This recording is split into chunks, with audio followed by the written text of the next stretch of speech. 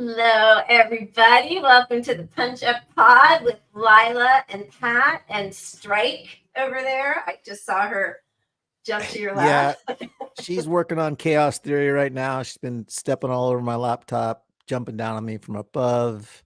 It's not hard enough that your technology keeps crashing. You now have a little animal who's like adding to the chaos. Yeah, I don't know how, but she steps on my computer and hits a magical combination of keys that does things I don't even know how to do, which She's means brilliant. I don't know how to undo them. So it takes a long time to fix these problems. Command Z. Yeah. That's funny. Yeah. Well, you're a very patient dad to her. We've been hanging out all day today, and I've seen her mauling poor Pat constantly. So Yeah. Well, I mean, I didn't even tell you this, but I think every day for the past week, she's decided a little bit of pee on me in the morning is good for some reason. oh my God. Why? That's I think crazy. So my outdoor cat has started coming in and staying a little bit longer, and I think it's like a territorial kind of deal. Yeah. You're her territory. I don't know if you're supposed to allow her to pee on you, Pat. Well, I can't do anything about it. What do I do? I don't know, but people get at me. Check out a book of something to tame that habit. That feels like she's becoming the master. You pee on her. Well, there's another story I didn't actually tell you about, but now that you bring it up, she's got the fear of missing out, and she always follows me into the bathroom, and she did jump all the way up through the stream once. So that taught her a little lesson. So maybe this is all payback for that. Yeah, but I feel like still it's your lesson somehow. You're being punished somehow. I'm assuming you don't just allow her to run around drenched in urine. No. I gave her a bath after that. Oh, there's the punishment. Although probably for you as well, but yeah. Well, I have that foam stuff. So it's a foam bath. It's easier than it's like mousse for your hair, but you don't have to wash it out. Yeah, exactly. Oh, do they have that for dogs? Yeah. It's the same stuff, I think. Okay, I need that because I am a lazy dog washer. In other words, I never wash the dog. Very rarely, a couple times a year. Well, that's my story for my week. So that's covered. So you don't have to ask me anything personal. We can just skip all that stuff. How was your week? I know you had a nice little journey. I was gone for 2 weeks. I missed everybody, but we had the best time in Barcelona seeing my older son and hanging out with him and his friends who were there with him. And I'd never been to Barcelona before. What an incredible city. We walked everywhere. Things were delicious and cheap.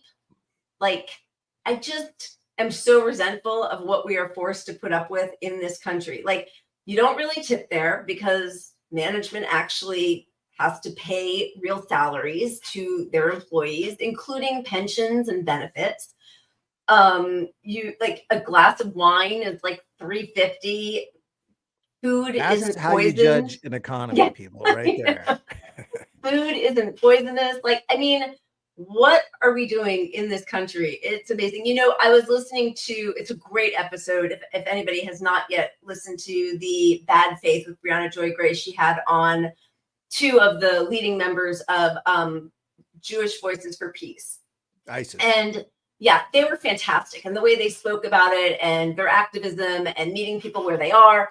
But one of the things that she was really amazed by, as I have been watching it, is how quickly, and I mean, obviously what's happening in Gaza is horrific, and I understand the sort of immediacy and urgency for everybody hitting the streets and trying as hard as they can to, you know, demand a permanent ceasefire and peace.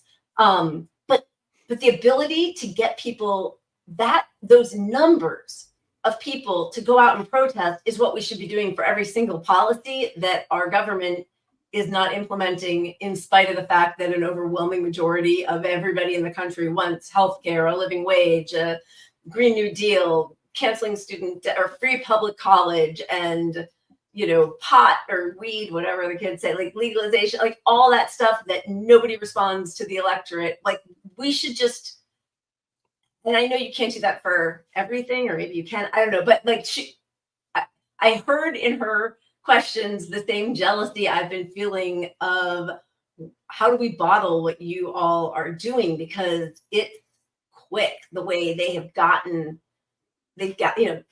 people are galvanized, I know, by what's happening, but I think a lot of people feel that way about so many issues in our country.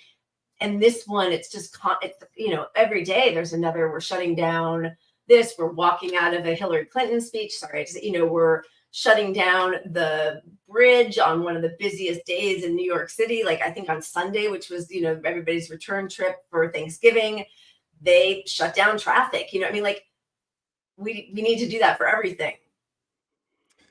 Yeah, I think we're seeing more and more of it. It's just we're slow here, and we get so much propaganda against these actions. Like, Yeah.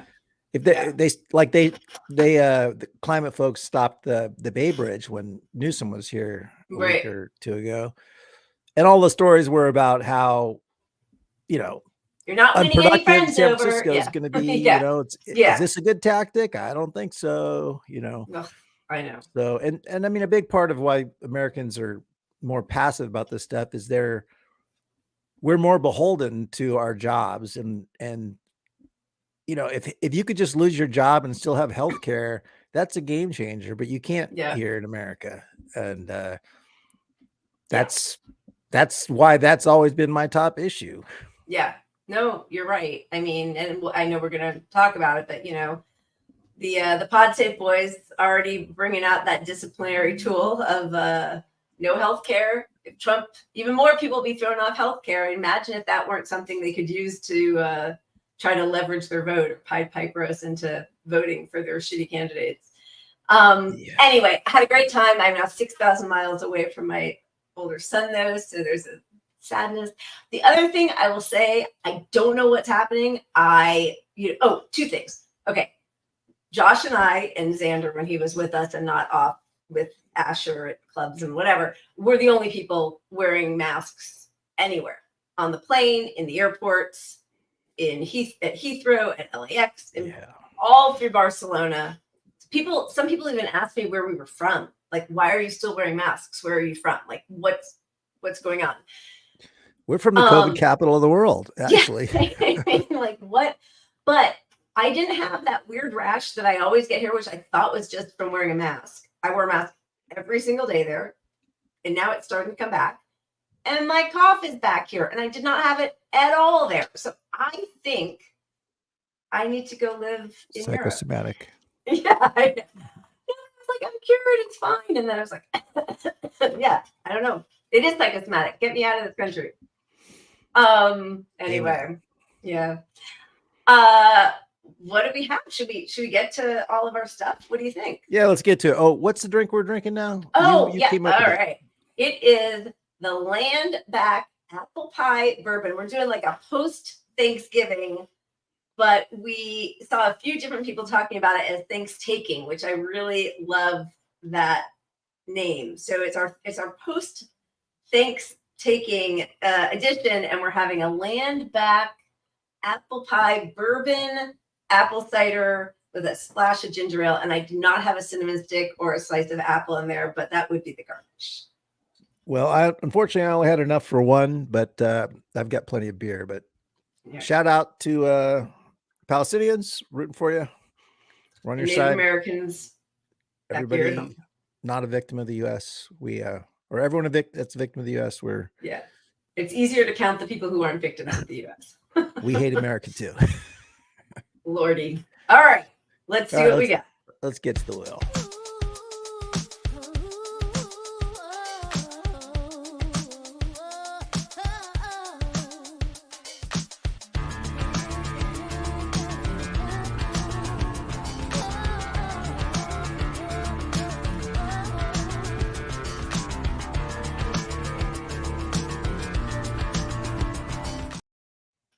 All right.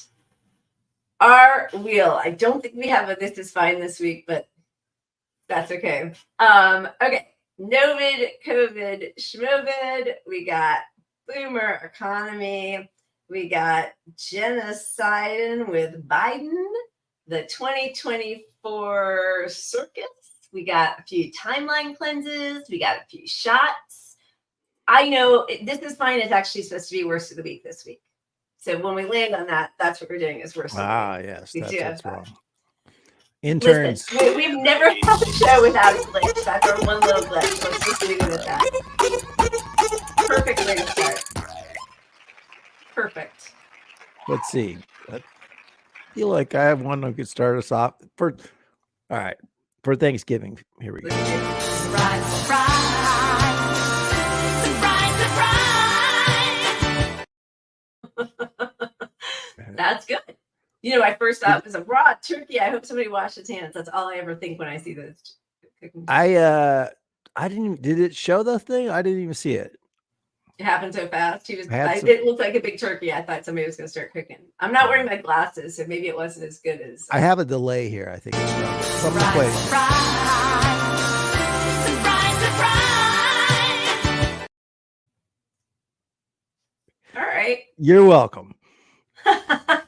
You're welcome. All right. I think we spent. Yeah. Thank you for showing that a second time. One more time. Yeah, baby. Didn't pop it off. That's definitely what I need to cure me. I've been sucking down cough drops for the last 12 hours. I already took it off.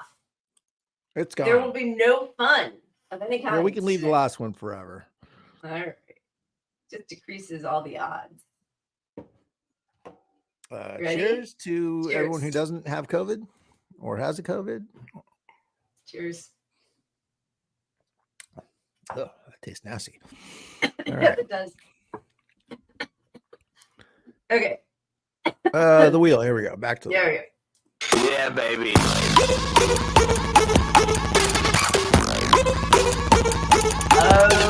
Okay. I missed this. I really, really missed it. All right, I'll leave this one. I think that's important. Otherwise, we take away all the moments of joy on that wheel that we're all looking for. You ready? Salute. Salute. And I have a cat above me. That's going to end well, I'm sure. Like what? On a ledge? There's a bookshelf ledge above the computer, and she's currently trying to pull all the pencils out of my pencil holder. Just dart them at you. She's going to pay back. Well, you were on the air. Oh no, it wasn't on the air. It was in our pre-show once when she knocked some big heavy thing over onto me during the show. Yeah, baby. Yeah. All right. We got another one. What's it gonna be? It's my turn. Yeah. All right. I am gonna do your Omarosa one. Ready? You just said in front of all these people that you did not want my vote. Since I already said that, Omarosa, may I also say that I find you to be a sucking, guzzling Republican. Oh, yo! And I sleep better at night knowing that you're not in the White House. Wow. And ladies and gentlemen, those moments are just so cathartic for me. I don't even know what show that is, but anybody who can speak that way to somebody like Omarosa makes me happy. I mean, and if you have an opportunity on TV, you got to go for it. You got to go for it. Let them bleep you. Like, please let some newscaster ever interview me. Please, please. All right, let's go. Let's get to it. Trying. Where are we at here? We got a wheel. Yeah, baby.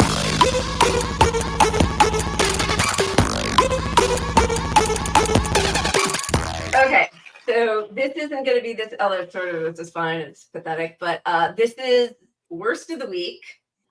I guess we're just going to.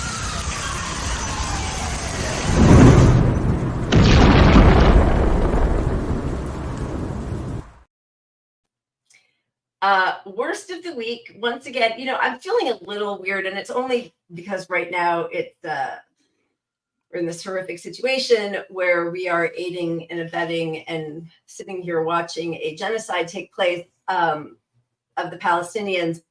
But the last several weeks, our people have been Jewish actresses who we've chosen. So we're on a roll.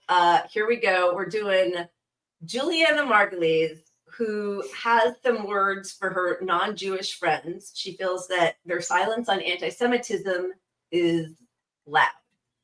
We'll get back to more detail there, but she was recently on a podcast. I don't know this podcast, or I don't know this guy, explaining what is so upsetting to her about this younger generation who is protesting for peace in Palestine and protesting for an end to the genocide. So here's the first part of it.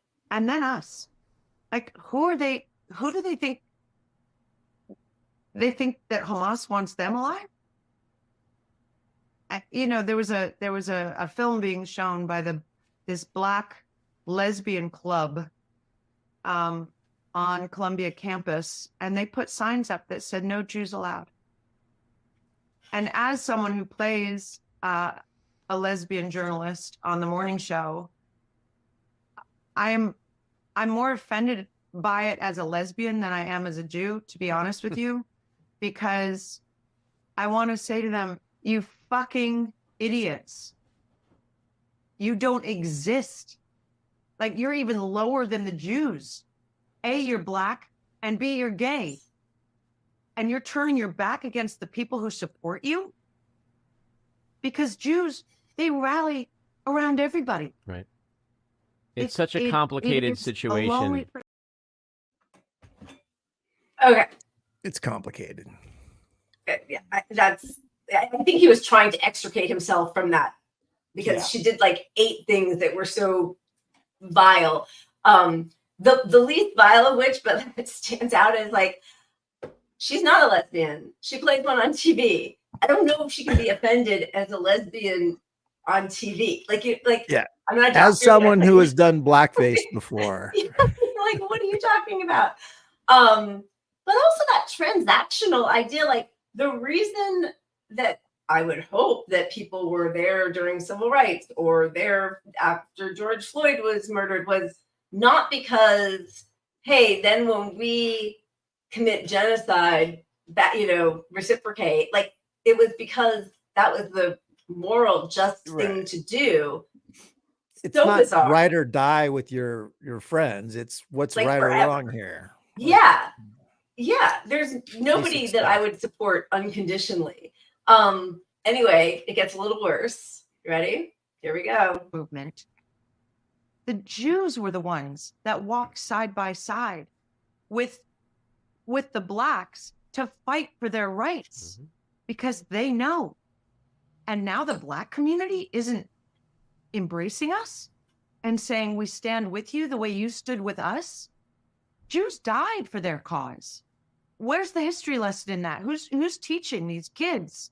Because the fact that the entire Black community isn't standing with us, to me, says either they just don't know, or they've been brainwashed to hate Jews. But when you've been marginalized so much as a community, the way I feel we have, isn't that when you step up? I think I think you're right. I think the brainwashing is that there's this narrative that's been created that Jews are the oppressor, Jews are genocidal. When have we ever oppressed? Ever? You can use the argument for Israel. The UN. I mean, here's what kills me, is that these kids are calling Jews colonialists. If you're going to go with that argument, kids, then get the fuck out of America. Right. Because you were not here first. Right. Native Americans were here, and you owe them a big fucking apology and move the fuck out. Yeah, we're the biggest occupier of all. It's funny because he keeps trying to kind of bring it back to some reality for her, right? And she just can't handle it. Go back where you came from is her message to Black people, basically. And because she singles them out. You can hear her disdain for Americans having taken the place from Native Americans. Right. Like, so She gets it. right there is your argument. That's your argument. Just Yeah. step away from your cognitive, dissonance. Yeah, exactly. Like, she gets it. Like, And go back to also, where you came from. there's really something about the way she says the blacks too that just hits my ear wrong. Like, I mean, black people, people of color, Right. but Right. the blacks, I don't know. I don't know anyone that refers to the blacks. I agree. Yeah. It really shows that whatever she thought she was trying to do in solidarity was all for show, and she didn't mean any of it. Because, again, the truth is, when you stand up for somebody because you believe in their cause, I mean, I guess she believes in her cause of just raising Gaza and making it completely for Israeli Jews. I mean, I don't even know, but like what a strange. So in her, she said that they said no Jews allowed, not what they said. The Columbia University lesbian group disinvites Zionists from their movie night. I don't necessarily agree with that. I don't know exactly how that was going. I mean, obviously that leaves no room for discussion. And obviously they were trying to make a point, but it wasn't Jews. And by the way, there was an enormous solidarity. This was on Columbia campus, and it's where I went to school, so I've sort of been following it even more. But there's constant solidarity and camaraderie between Jewish groups for peace, students for peace in Palestine, Palestinians for peace, Black groups for peace and solidarity with, those groups are all working fine together. And the fact that she's conflating Zionism with Judaism, to me, is incredibly anti-Semitic. Like, don't bring me down with that shit, please. Right. But yeah, just so the condescension. We'll get into it more in our Israel section, but that's the whole game, is conflating Zionism, anti-Zionism with anti-Semitism, because once you do that, you can't criticize anyone. You can't criticize Israel without it being anti-Semitic. I mean, basic, obvious stuff everybody sees, except for the people who keep saying these terribly racist things. It's just amazing. And, this whole thing, and again, there is anti-Semitism. Of course there's anti-Semitism. But that is talked about constantly, especially in this country, especially right now with, the whole Congress getting up to support Israel, the leader of the free world sending, no red line military aid and financial aid to Israel. And meanwhile, it's Palestinian people in this country or Muslim people in this country who are being targeted and hurt right now, and also in Gaza and, the West Bank. But so these people were actually hurt. They were shot in Burlington last week. 3 young Palestinian men, Hisham Awartani, sorry, I don't have my glasses on, Tassin Ali, and Kenan Al-Bumadid, students at Brown and other U.S. universities were shot last night on their way to a family dinner in Burlington, USA. Their crime, wearing a Palestinian keffiyeh. They are critically injured. And 6 weeks ago, 6-year-old Palestinian child was stabbed 26 times in a hate crime in Illinois.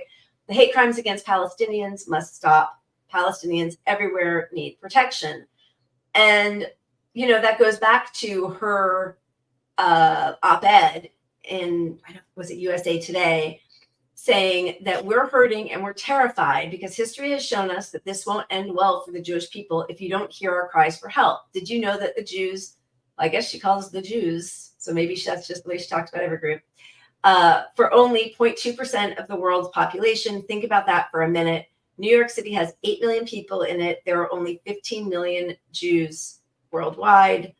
We are a tiny community. In 2011, the Israelis exchanged 1,027 Hamas prisoners for 1 Israeli soldier. I don't pretend to be an expert on the Middle East conflict. I'm not. It's complicated and has been going on for years. But I just want to give you a picture of how valuable 1 Jewish life is, because there are so few of us. I mean, even in that statement, 1 Jewish life is worth 1,027 Palestinian lives. like that is incredibly, if you're, and I don't think that's why the exchange is happening in that way, but even just to write it like that. Yeah, it's gross. There's just no two ways about it. And I mean, when you look at how Jewish people are treated in the US, there's anti-Semitism. They get blamed for a lot because there's a lot of Jewish money in our government is a big piece of it, to be honest. Yep. But they're not the root of all the evil. But there's a difference between how Jewish people are treated here versus over in Israel, where they are not the oppressed group. They have the power. That's why they can be racist. If you don't have power, by most definitions, you can't be racist. It's another form of bigotry or no, you're right. I mean, right now, Israel is obviously committing a genocide. They are also, always trying to start wars with the countries around them. And there is no desire from anybody in that government to try to create peace. I mean, they've stated it out loud for years. So to act, and of course, like there was a time, and there still is, like, you see who's getting arrested, and also you see the biggest contingent of Zionists are not actually Jews. It's a lot of born-again Christians, right-wingers, white supremacists, which is why Netanyahu pals around with them. But the anti-Semitism is coming. It's just not what she thinks it is. It's for anybody who speaks out and isn't entirely in line with our government and the government of Israel. Yeah. And unfortunately, Israel's actions are only going to stoke the radical groups are going to only get amped up with valid claims against the country. But, the thing rational people do is they blame a government, not a people. You don't, blame a race of people for something. But it's only going to get worse. It's making every Jewish person in America less safe because these radical people are going to have more reasons to target you. Anyway, we'll save it for the Israel section. Yeah. But anyway, worst of the week. Once again, a Jewish actress. Sorry. We are really going anti-Semitic. I know, it's me. I'm the one. Yeah, I know. She can feel all the anti-Semitism coming from me. Well, I had a viral tweet today, apparently, right before the show, and it's got all the worst people come out and make comments on it too, because it's public domain. And so I can see the real anti-Semitism. I can see how the worst people in the world are going to like what I had to say and share it because but it's a truth still is the problem. And you can't just cover the truth up to prevent anti-Semitism. You need to. Yeah. You're not responsible for the way people respond to. I know the same thing happened to me when I wrote something about Israel's genocide or whatever it was. And somebody wrote underneath it, it's always the Jews. It's because they, I guess, Kanye was right. They own Hollywood, there's been so many different horrible things. And as soon as you open the door for that, but I mean, there's always going to be somebody like that, no matter what. They're just looking for an excuse, Absolutely. Yeah. All right. Moving on, away from the worst of the week. Yeah, baby. Okay. Also, I just wanted to let you know I'm clearing out our graphics here because I know you wanted to add a couple things, so you definitely have some space now. I've cleared out about 10. I have to multitask.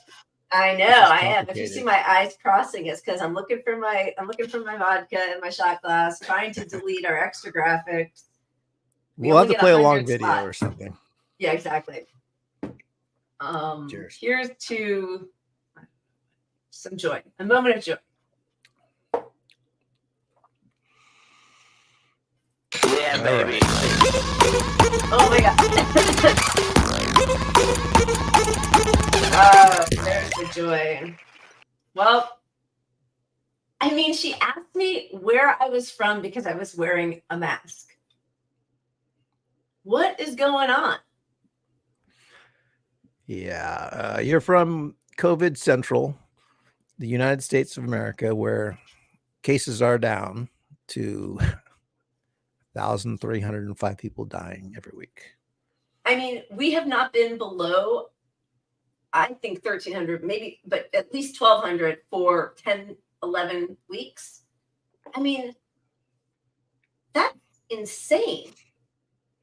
That's a lot of people. That is a 9/11 every 2 weeks. And nobody is talking about it. And everybody looks at me like I'm crazy if I ask if we can eat outside, or, you know, like, I just, it's insane. I am glad. Yeah, go ahead. Well, I was just going to say, you know, obviously I've mentioned it before, but I go in people's homes for work every day doing electrical stuff. And like clockwork, you know, maybe once a week I go in someone's home who's sick, you know, and it's like, yeah, common sense says you don't invite people into your home when you're sick, but people have this, like, workers are not the same as them. Like, oh, it's convenient for me because I'm home already, I might as well have people come over. But we have to change that to where, hey, if you're sick, you don't go to school, you don't go to work. It's not this tough guy, hey, we're gonna get through this mentality that capitalism has pushed forever. The good thing to do for society is to stay away from people when you're sick. Yeah. You know, it's funny because it was always this, like, push through it, just show up with a cold, and who cares, go to school, you power through it. It wasn't until I got out here and Josh is one of his first jobs as a producer's assistant on a TV show. And if that producer heard him sneeze or cough, he was like, go home, I can't get sick. You know, and it was the first time that I was like, that's actually really sane. Don't want to get sick. Time is money, right? I mean, whatever. Go away. So you don't, it's because it's a domino effect. So, like, we can't shut everything down. And that was for a cold. Yeah. And I mean, it's from a personal, even capitalist perspective, the best thing you can do for your business is not have people come in sick. Yeah. I mean, we've seen what's 100%. happening to the workforce. Yeah. They have brought back wastewater levels, a map of wastewater levels. And just to adjust things, they made it less scary. They're using a calm bluish aqua green palette so that it's not a blazing on fire map. But all of those dark green colors are where it is very high activity levels of COVID. Have you ever seen a map that's supposed to be warning you about dangers?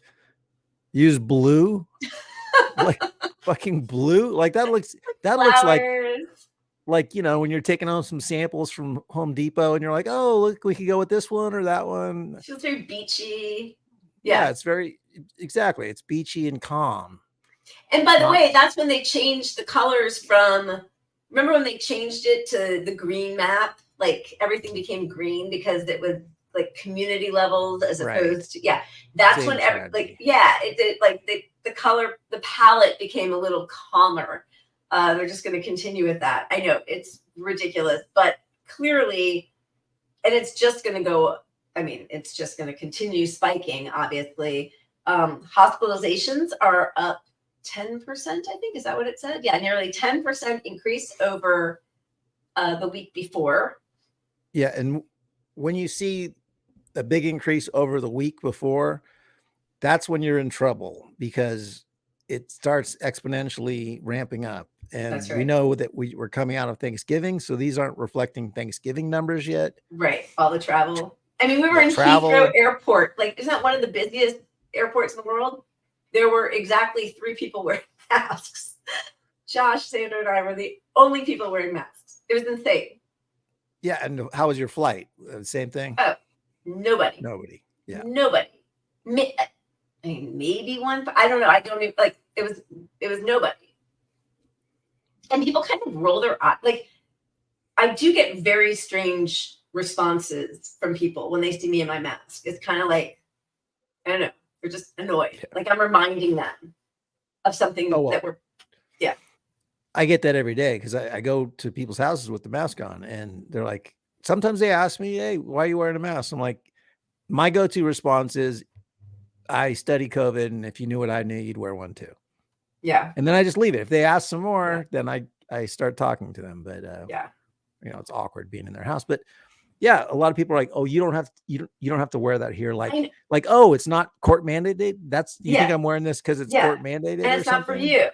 I mean, it is like that's how it started. We were supposed to be all looking out for each other. Like, yeah, I know. It's just so strange. You know, my brother-in-law has brain cancer now. So, you know, Josh goes back and forth, and his mom is a recovering, or, you know, she had breast cancer. My mother is older. Like, we try and see them, and I want to be healthy and safe to see them. And so it's a little dishonest, but when people say it, sometimes I'm like, brain cancer. Like when they ask me why I'm wearing it, I'm like, brain cancer. Because it is I mean, I don't have it, but like also F off. What is wrong with everybody? All right. So just to put all it's just the flu, it's just a cold. This is the difference between monthly deaths over the last 25 years. The flu, this is for 15 to 24-year-olds. The flu is that bottom blue line, and that spiking, raging, angry orange is caught the COVID. That's on the left, and on the right, it's in under 4 years old. At the beginning, there was all this talk about how kids were safe and it didn't affect them. And that is really not the case anymore, as we're seeing more and more RSV and pneumonia and kids being hospitalized. It's pretty awful. If we don't change this, 15 to 24-year-olds, that's like the most social group, right? They're partying, going to bars, they're getting all that out of their system or in their system. But either way, like that group hasn't changed their behavior much. Yeah. And for as educated they are on every other topic, they're really get their news from the internet. Yeah. The problem is even the left has abandoned COVID on the internet. So they're not getting these sources of information from the people like our stupid show, but like, all these other leftist shows should be talking about this too. And if they did, it would change that group's behavior. 100%. And they're the biggest spreaders is the thing. You're talking about, that's the group that's out there who, if they paid attention to this, would change, the world. I mean, that it's so hard because of course they feel immortal, and they were told at the beginning that it wasn't really going to affect them. And obviously it's never put into anyone's brain the long-term effects of it. It's just, did you die? How was it? Oh, it's only the severe, severe, the acute. You had a bad week. Oh, but you snapped back and didn't die. Yeah. Okay, so good. You're over it. Right. But we're learning more and more. What we've been saying this whole time is that it's causing long-term effects in people. Right. Yeah, and you have no idea. Even if you've had a mild case, you have just as much of a chance of your organs being affected. Okay, very small writing, but basically it's saying that those who had battled the BA.1.2 variant of Omicron in early 2022, get ready for this, had a 30-fold higher risk of contracting the BA.5 variant later in the year. So, of course, so many people, so many medical experts have been talking about how you don't build immunity to a mutating virus. It's impossible. And even more probable, which is what some doctors were saying from the beginning and are now being proven right, it actually lowers your immunity both individually and as a community. So now we're seeing in China, there is a strange new flu-like illness going around with children being hospitalized. And China is telling the World Health Organization that people who have had COVID, that COVID is lowering immunity responses to common viruses. And it's so clear now that it's even being reported in the New York Times. There's evidence that prior infection with the coronavirus makes people more susceptible to other diseases. It was also in Forbes. Somehow the money magazines, the money journals have been more on top of this, I think, because they really do realize, it's like those competing objectives, get everybody back to work, but also you're going to deplete the workforce. What are we going to do? Because AI isn't ready to take over for all of us just yet. They need us to hang on for a few more years, and then they can just really let it go. But yeah, so that's where we are. They're now calling it the new COVID. Yeah, that's the way out of it. Where's that tweet? Yeah. How do you pivot from a minimizer narrative to COVID linked to deadly diseases without looking culpable? Simple. We're going to talk about new COVID, not the old one we've been encouraging you to catch. I mean, it's just amazing that this is still happening. The scientific community has shown that all the things that people were warning them about are true. Like, the evidence is all there. It's not speculative at all. So now we're in a position where, okay, the government knows there are all these long-term ramifications to this stuff, and still nobody's talking about it. Still nobody's talking about, let's give kids this, 4 times a year. Like, clean the air. Really, the way we're supposed to clean the water, but of course now all of our water is poisoned also, but clean indoor air. It would not be that difficult. It would be an enormous investment. It would save money. It would save lives. It would save our healthcare system. But instead they trot out, their puppy dog, Ashish Jha, seeing reports of spike in unexpected pneumonia among kids in China. No one knows for sure what's driving it, but given what we do know, likely a combo of common stuff: RSV, flu, COVID, mycoplasma. Expect we'll get more info soon. Based on what we know, am I worried? No. And Dana Parrish, who, brings out the receipts, she reminds us that 2 years ago, he said, I'm not aware of any fully vaccinated person asymptomatically infecting another person. I'm not saying it never happens or will never happen. It might, but it has to be stunningly rare. And as we know. Yeah, the reminder that most spread is asymptomatic. 60%.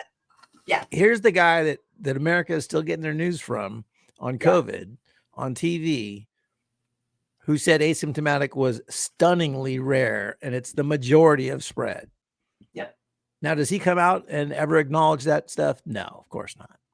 He's just going to do the news. Does CNN or MSNBC ever have someone on and say, here's an update on what we know about COVID? It really, there's no such thing as immunity from it. It makes your immune system worse and blah, blah, blah. Yeah. It's airborne.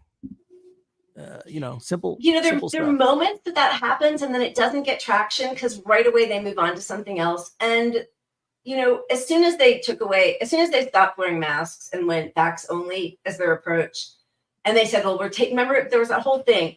We're going to just let up a little bit so that people believe us when we say, bring back the masks.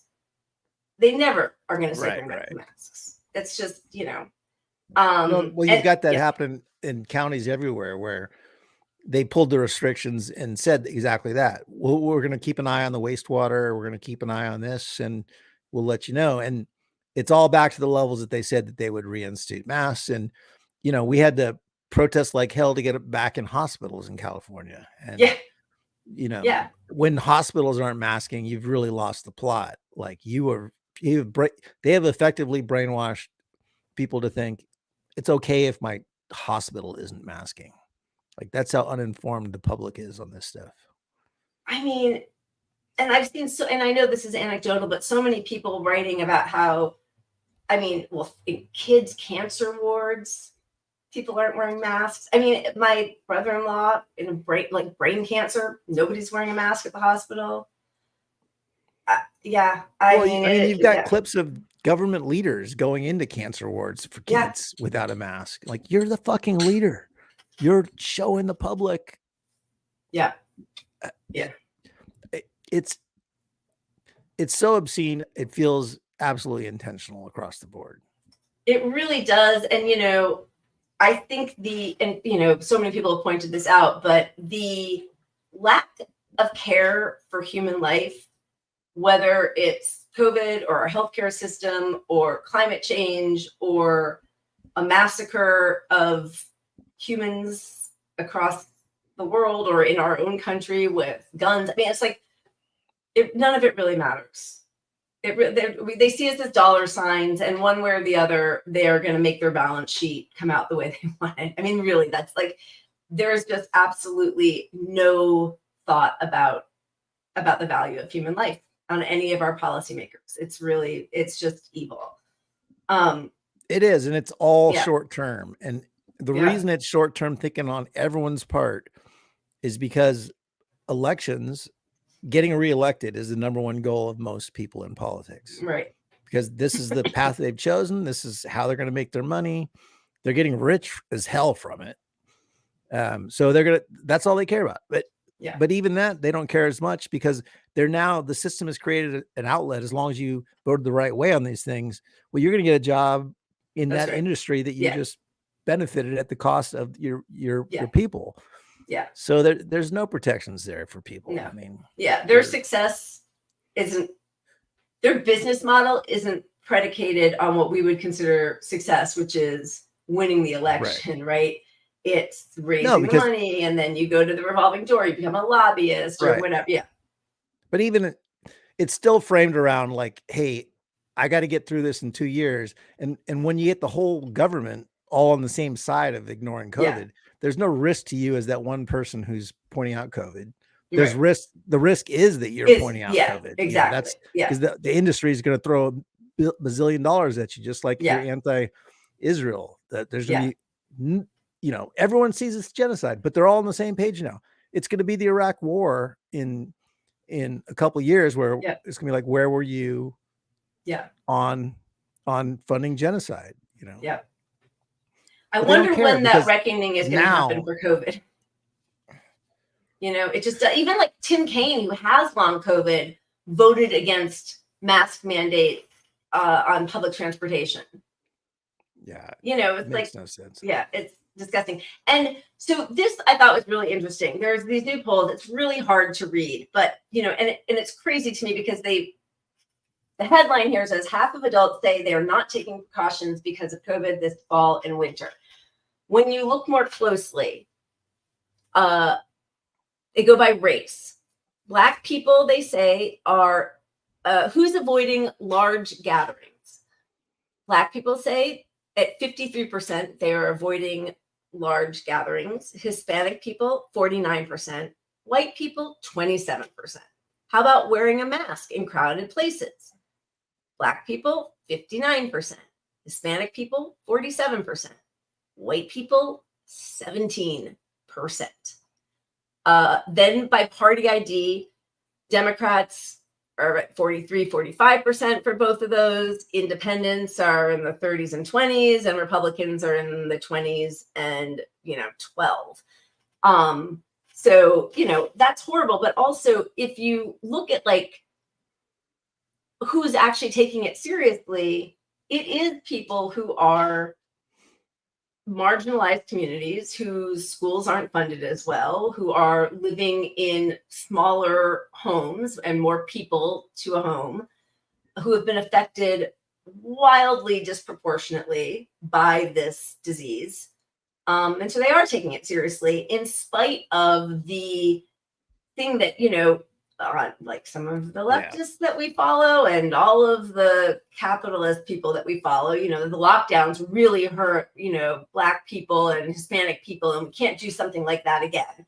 Meanwhile, every poll during that time, it was those groups who were saying we would rather homeschool, we would like to continue wearing masks, because they were feeling the consequences of infection at a much higher rate. And you got to look at it like, I think there's a lack of empathy from people who can afford to take a lot of time off from work in the rest of the world. Yep. So if I got COVID right now, I'm going to do the responsible thing and not work, but how am I going to pay my rent? I mean, Right. it's just that simple. It's like, okay, I got it. So the best thing I can do is not get COVID, because it's going to affect me more than it is you if you Right. have a lot of money and can afford to take time off. Yep. And couple that with the poor hospital care Yep. that they receive relative to white people, Yep. and the more frontline jobs they have, so they're around more of the public in Absolutely. Yeah. general. They can't work from home as Yeah. much, Yeah. so it's why they contrive this narrative from the jump that, oh, you got to let the poor frontline workers go back to work. Right. As opposed to You know. what every other, developed country did, which was pay people to stay home. We got we got $1,500 total or $1,800 total or something ridiculous.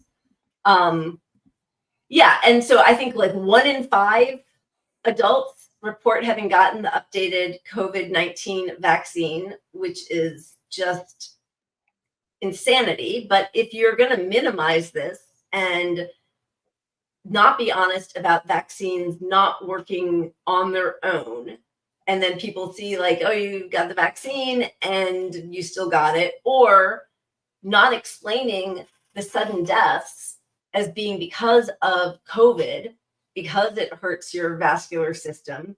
So these young people who were dying, with the silence of the government to say that, not saying like, COVID's really dangerous. Even a mild case can be very dangerous and have dire consequences. So Right. Yes, get your vaccine, mask up, test, all of those things.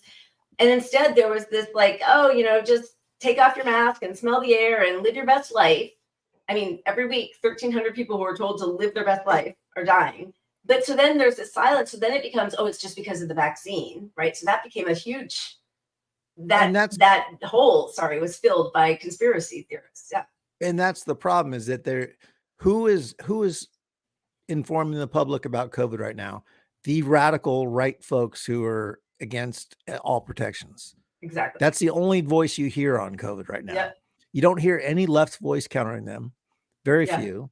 You don't hear anything from the mainstream media countering them. Nope.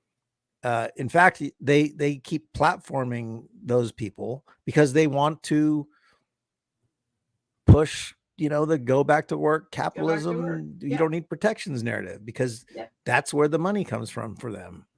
I mean, they still cite the Cochrane study as if that they still act like that there wasn't a retraction, that there haven't been dozens of papers written about how that was wildly inaccurate. But talking about, Well, but this is a call, as always, for the left to fucking step up and protect people. Inform your viewers if you're a fucking coward. And back to that poll, who's showing, you said it was like 50%. I mean, all these people were lying. They're not taking precautions. We see it in our daily world.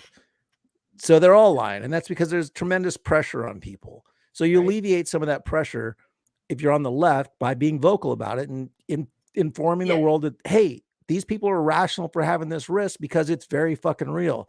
And then more people would embrace and actually, back up these numbers with their actions and wear the mask. But you go out and it's 1 in 100 people wearing a mask, Yeah. And I mean, I do feel like, that thing that people have said to me so often, like before I got COVID, and, it was 3 years I hadn't gotten COVID, and they're like, well, you probably have it, and you just didn't know. I'm like, okay, but I wear a mask in public. So yay me, I didn't spread it to other people unknowingly. Like, remember when we used to care about that? And, the few people who I do see wearing masks out are occasionally older people, and often Black people, Hispanic people, workers at the stores or restaurants. And I feel like they must, I would think, feel grateful for the few people they see showing some solidarity.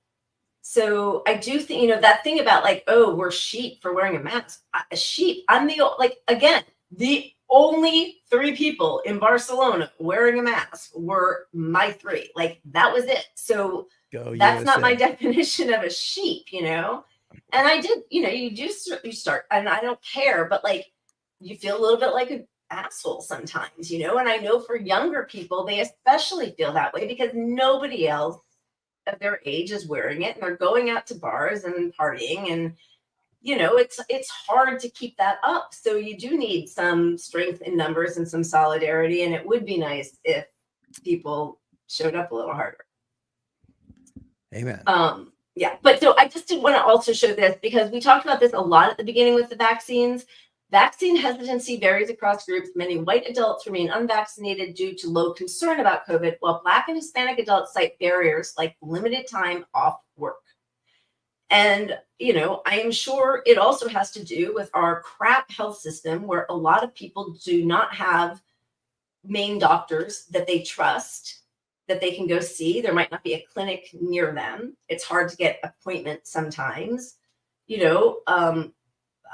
for like myself, my mother, and 2 other people I know, and again, anecdotal, but like made an appointment, went in, and they're like, we don't have, I know we said we would have it, but we ran out. Well, I am privileged enough to be able to reschedule and go back. If I had taken time off work or gotten a babysitter for young kids to go do that, like you can't do that repeatedly. We have to make this easily accessible to everybody. And I mean, honestly, the one thing that people had hope about Biden for was that he was going to shut down COVID.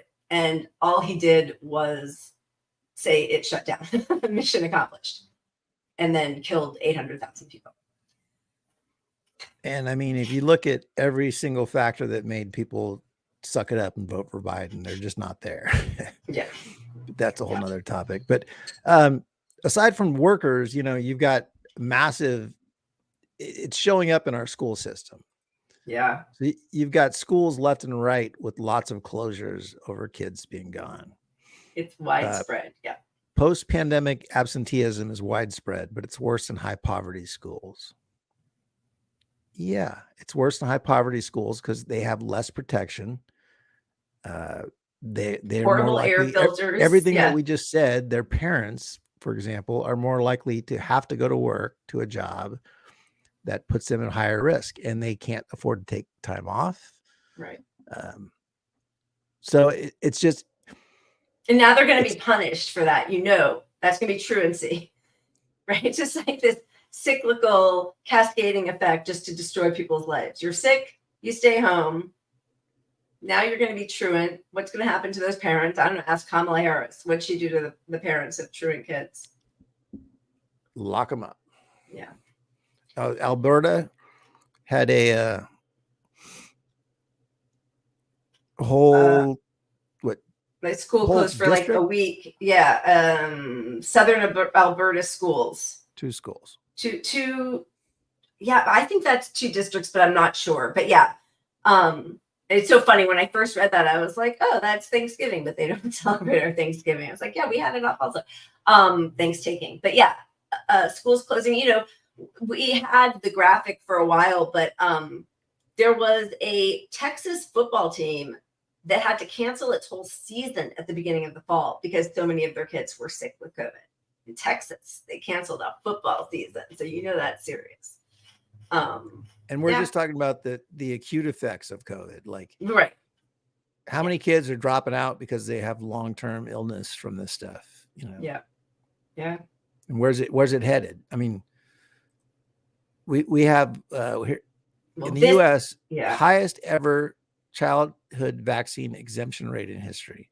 So that's because the vaccines, kids, not that are getting measles or polio, but that's for all of those childhood immunizations that you get at the beginning, because they did such a disastrous rollout for the COVID vaccine, and because the Koch brothers and Blackstone Institute want to sow chaos and destroy the public school system. There has been so much misinformation that people they think that if they eat healthy and they get vitamin D, they don't need a polio vaccine or a chickenpox vaccine or tetanus or DTaP or all of those things. So we're seeing diseases that were eradicated make a comeback. I mean, and again, it's all, our country is raised on short-term thinking. Like, did you die from it? You didn't die from it. Okay, you're fine. Yeah. Maybe something's going to happen down the road, but whatever. You got to live your life. You know. Yeah. All right. I think we need a shot. Oh, wait. I got to call. I got to make an audible. Audible. I got to make a call an audible. Here I go.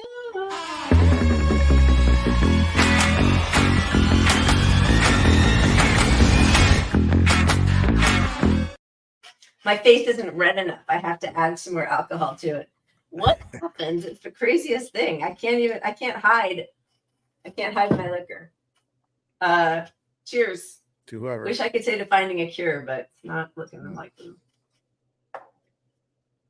I know we need to find some more good news on the COVID. Yeah, I know. If you guys have any Been a good little news rough. to share, send it our way. All right, let's spin that wheel.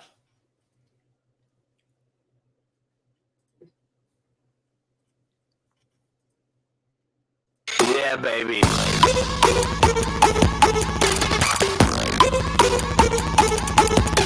That's what we needed. We needed a little time.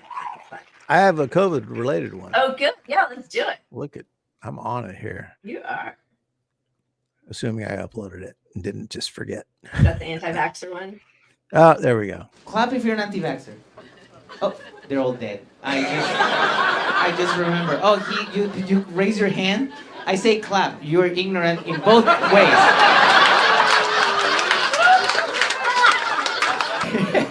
I did my own research and this is clapping.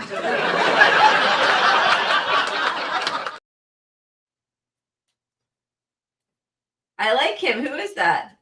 No idea. No idea.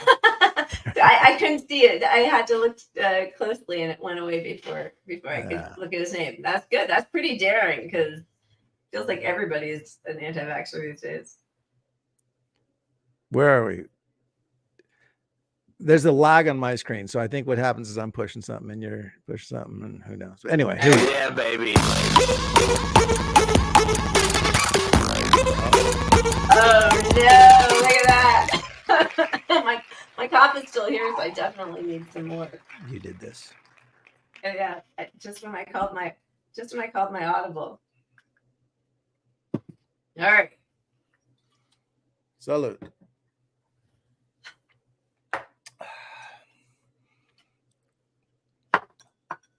Delicious. Yeah, baby. Not get better. Okay, boomer economy. This is something you can feel positive about. We keep getting Israel at the very end, like to leave on the most tragic of notes. Wait, is that true? What? Did Henry Kissinger really finally die? Or is that a joke? Someone check Twitter. I need to know. No.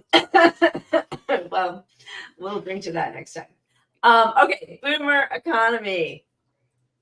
The boomers have it. The boomers feel very happy about this economy. You know, it's amazing. So this is so small. Sorry, you guys. What the economy looks like, this is in swing states. So Biden running on the economy,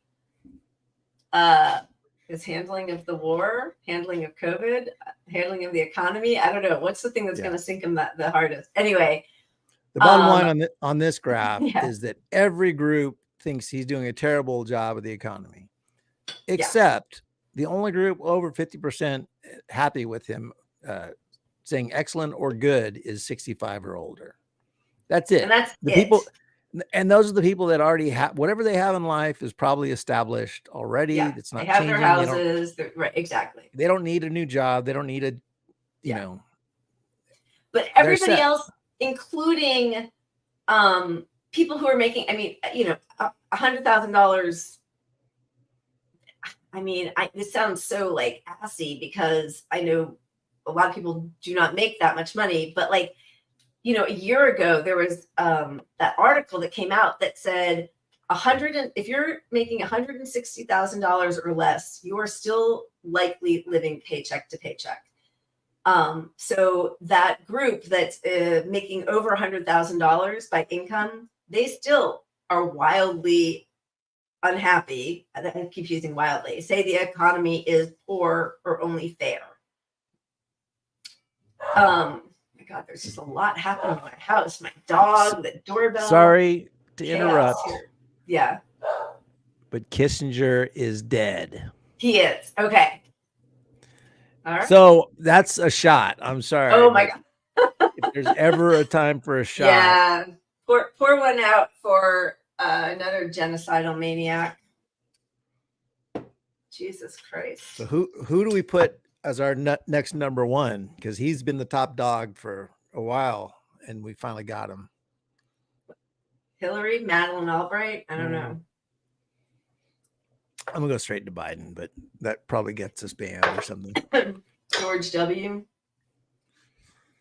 I think Ooh, that's Biden a right lot of now, alcohol. if you're talking about somebody who has a lot of impact on the world, him going right now could change a lot of things. I know you used to think that Kamala would be worse, like when it came to Ukraine and Russia, and you might be right. I think now she seems to be the one trying to pull him back a little bit with this. So I do think you might be right. I mean, well, I think that if he, I know, I don't want to, if Biden were no longer around, it might be better. So we were looking at that slide earlier. We didn't put it up, but of Kamala being sort of a rational voice to Biden. You know, they put out a story saying that she affected him on being softer toned on Israel. Or no, when he was giving his big speech. Yeah. When he was talking about anti-Semitism, she had him add some stuff about Islamophobia too. Go ahead, buy all the weapons, but just mention Islamophobia. Right. And then allegedly she asked him to not mention the decapitating babies stuff. That's a bridge too far. You also have to look at this story and Kamala Harris as opportunists. Yeah. So it's an easy way for her to step aside from the horrors. I tried to warn him. I got this stuff out there. I said, her staff quickly, like dramatically, don't push the baby head chopping thing. You know. Yeah, that was from the Washington Post article that we'll get to when we get to Israel. But yeah, I'm sure you're right that it was her staff that tried to get that in there so that she gets a couple of points. Wait, did we land on something? Yeah. I didn't. People are telling me I didn't realize. Did I miss Madeleine Albright dying, or did she die today too? I guess I missed that bit of good news. No, Madeleine Albright a while is ago. Not dead. There's people saying that in the comment section. What? I know. There's like 3 people, Daniel and the Runs and somebody else above already said that. Really? God damn it. I don't do this show so I can Google, but here I am having to look it up. Wait, I think we need to spin. Madeleine Albright. Really? Oh, she died March. Thank you. Where says she died March 23rd, 2022. We must have celebrated it. I'm sure we did. How have I forgotten? In a delicate way, in a very delicate, classy way. We probably. You know what? Yeah. It rings a bell because we were getting a lot of grief online and they were banning people for. Yeah. It was like you can't. I think that's when the whole you can't celebrate the death of someone rule came into play. Unless they're Palestinian. And then you're allowed to shout it from. Well, we got Kissinger. We got Albright. I mean, if there's one thing we can cheer on, this is the good news. This is the happy segment. That's our one good thing. All right, we should spin because we're already we got a lot. We still got a lot to get to. We landed on something here. Did we really? I know we did. Somebody tell economy is economy. Oh, we're still in economy. Yeah, we don't have a lot to say because it really sucks. But a job, yes. A place to live, not so much. All over the country, companies are having a hard time hiring workers because there's no affordable or available housing nearby. They have got to do something in this country. Like the government has got to start regulating things and helping people out. All we do is sell arms and create wars. That is it. We don't do anything for anybody. This is somebody in Seattle. The chief executive of Uwajimaya, which is a chain of Asian grocery stores, said many of her employees commute an hour by public bus, have multiple roommates, or rent a couch rather than a whole room because housing costs in the area are so high.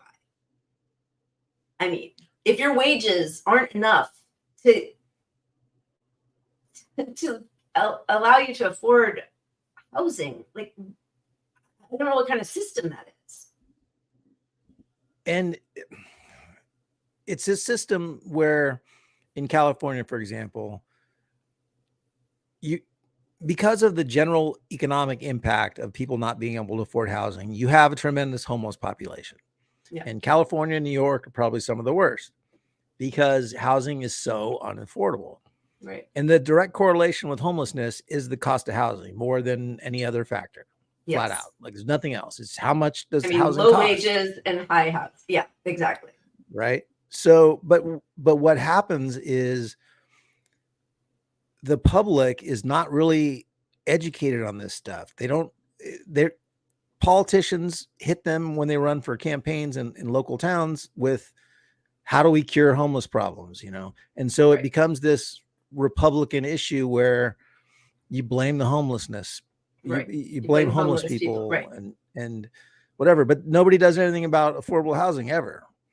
You know, they just or throw raising wages, like, you know, but you can't talk about $100,000 like that's a lot of money if it doesn't help you in the city where you're making that buy a house. So $100,000 in Los Angeles, I mean, you can't get a house anywhere for under $1 million, $1.2 million. You can't afford that on $100,000. So, you know, if everybody's making $700,000 a year, that's your base salary, then okay, a house is $1.2 million, that, you know, like, but like if only one thing is skyrocketing. We're very much, at least in California, at a place where it's not talking about not being able to afford a house. It's not being able to afford an apartment. Like, that's a whole nother level of what the fuck is going on with our economy. Not buying an apartment. You can't, you can't rent. You can't rent. I mean, you need 3 times your income a month usually to rent a place in California. So if your apartment is $2,000, you need to make $6,000 a month to rent an apartment. How are you going to do that? It used to be 4 times, by the way. Like, that ratio, they used to say that it was supposed to be a quarter of your earnings was for housing. And now that, you know, we've already swallowed, oh no, it has to be a third, but it can't even do that. But okay, let's just go to first and last month in deposit. So first and last month, that's $4,000 in your deposit, which is going to be 1,000 or 2. So let's just call it $5,000. You just lost your place somehow. Yep. You got $5,000 sitting around. Most people in the US, over half, don't have enough to handle a $500 expense that comes out of random. Right. So $5,000. How do you afford $5,000? Well, now you're homeless. Exactly. I mean, just to see in that article, it's not even renting a room. First of all, like an adult having to just rent a room in an apartment, but they can't even do that. They're renting a couch. Yeah. So that's housing, and this is healthcare. They are importing China's new cancer drug that I can't read clearly because I don't have my glasses on. Toripalimab is approved in the US, but will cost 30 times more. In China, a single dose vial costs $280, but in the US, it will have a wholesale price of $8,892. The case is particularly interesting because high drug prices in the US are always sold to the public as the cost of innovation. But obviously, in this case, the innovation happened in China, so it's pretty crystal clear. It's, in fact, just Americans getting screwed by their healthcare system. So thank you, Democrats. And this is where people are waking up to this stuff. Like, I think healthcare, to me, it's the most obvious issue because it touches so many areas, but it's so obvious to a lot of people too. Like, even the people that are doing well look at healthcare and go, what the fuck? I mean, how the shit? And they know somebody who's probably lost their home or something because of an illness. I mean, it's really obvious. It's not a complicated picture to paint for people when you see that study right there, for example, or you look at insulin prices and you Right. just explain to somebody that insulin should cost $10, Yeah. you know, and how many people need it, and you can't get it for $10. There's no patent on the thing even. Yeah. It's like, but anyway, the economy is fucked. Here's what you The can good do. news. The good news. Yeah. We both pressed it at the same time. We're like, we need it out. Let's get out. I'm too Sell your depressed right kidney. now. Sell your kidney and go. All right. Let's spin the wheel. Sell your organs. What's an organ for? I want to read that article of why you should be able to sell your kidney. Do you like money? Yeah, baby. If I don't need it, I might be their audience. There you go. What's a kidney even do? Isn't the liver is what processes my alcohol, right? Oh, I've got hair in my eye. I can't see very well because I think we've had like 8 shots. Oh my. I still have to drink a bottle of wine. Yeah, but the thing about kidneys, because you have 2 kidneys, right? Is that the whole deal? I think so. So Yeah. Sell it.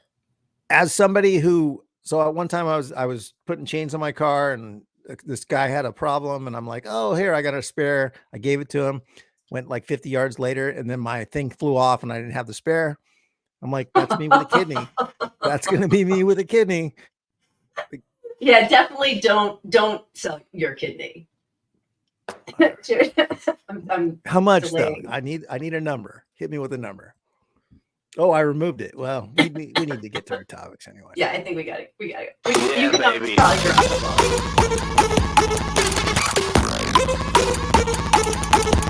Wow, we're really saving the saddest for last. Okay. More good news on the Biden front.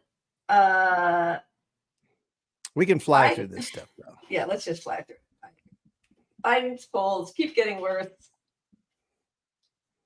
He has gone down. This is, I think, a confusing and not as impressive graph as I would like it to be from this Politico article, but basically the upper bar in light blue, calming light blue, this is his head-to-head match against Trump.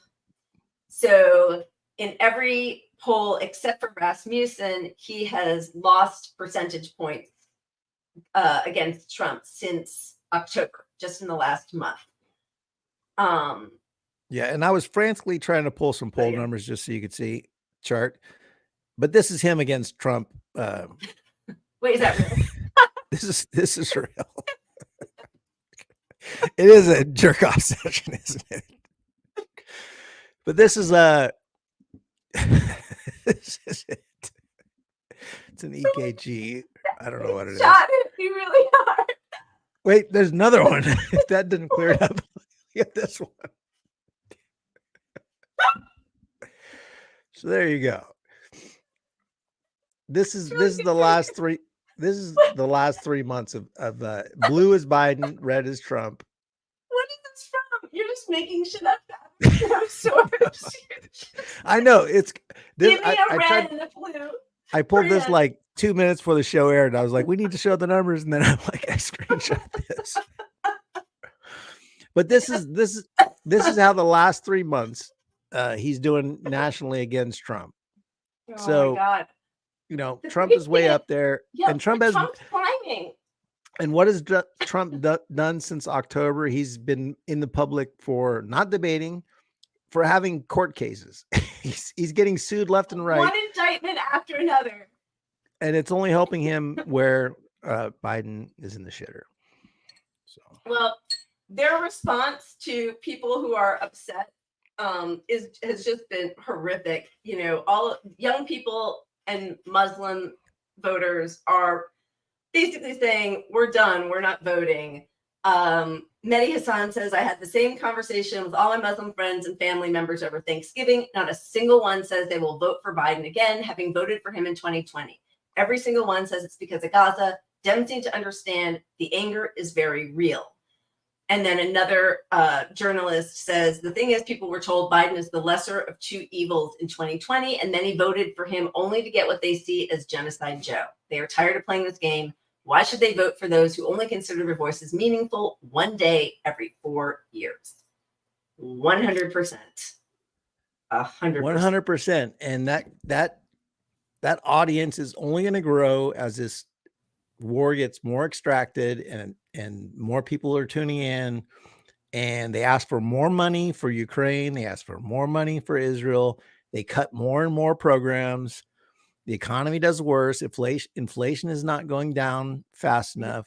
Their strategy is to increase unemployment.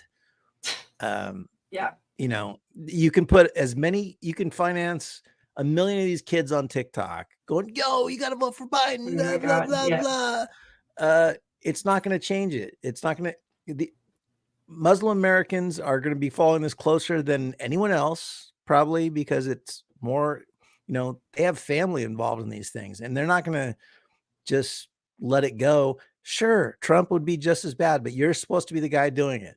And so that's going to deflate enthusiasm, which it doesn't mean they're going to go out and vote for Trump. It just means never pulling the lever for Biden, ever. It just means they lose the election because voter enthusiasm isn't about voting for the other guy instead. It means your people just don't get out of bed to go push the lever for Biden.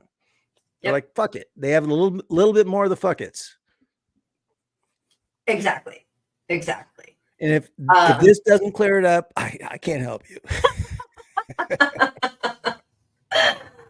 Hey Oz, we did a moment and a shot for Henry Kissinger. Not sure why it took so long, but we're moving on to Dick Cheney and George W. and all the. We need a list. We need a list. Yeah, That'll probably get spanned, but we need a list. But this is how it always happens. The Pod Save guys are, you know, quote tweeting Donald Trump, who's talking about, you know, I hate Donald Trump. He shouldn't be anywhere near government. But to keep saying, you know, so he's talking about Obamacare, it's out of control, and it's not good healthcare, and it is out of control. And people were told that, you know, they wouldn't be denied claims for pre-existing conditions or insurance, and they still are. But obviously, Republicans just want to shut it down entirely. But here's Jon Favreau, you know, the Pod Save boy. If Trump wins, 40 million people could lose their health care, and insurance companies would get to deny coverage to people with pre-existing conditions. If Biden wins, that won't happen. And this is exactly why Democrats will never fight for Medicare for all. They'll never fight to codify Roe. Those are two things that they will hold over people's heads for the rest of, you know, their tenure. That's it. That's all they know how to do.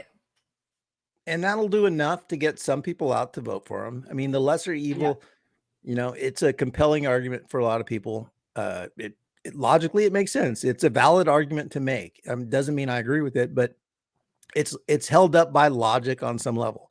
Yeah. But on the other hand, as we just said, with Muslim Americans or Arab Americans or people who lost someone to COVID, like you're not going to change their mind with the lesser evil when they saw the effect of you doing nothing or you helping exacerbate all these problems. You're not going to get them out there. So who do you get out there? You know, because you need to fill that vote somehow. Yeah. And these people don't exist. And they're leaning towards the fucking guy with 3 criminal indictments. Right. 7 criminal indictments, excuse me. And it is so clear that the vote blue no matter who crowd doesn't care about anything. They don't care about kids in cages. They don't care about the environment. They don't care about COVID. They don't care about a genocide.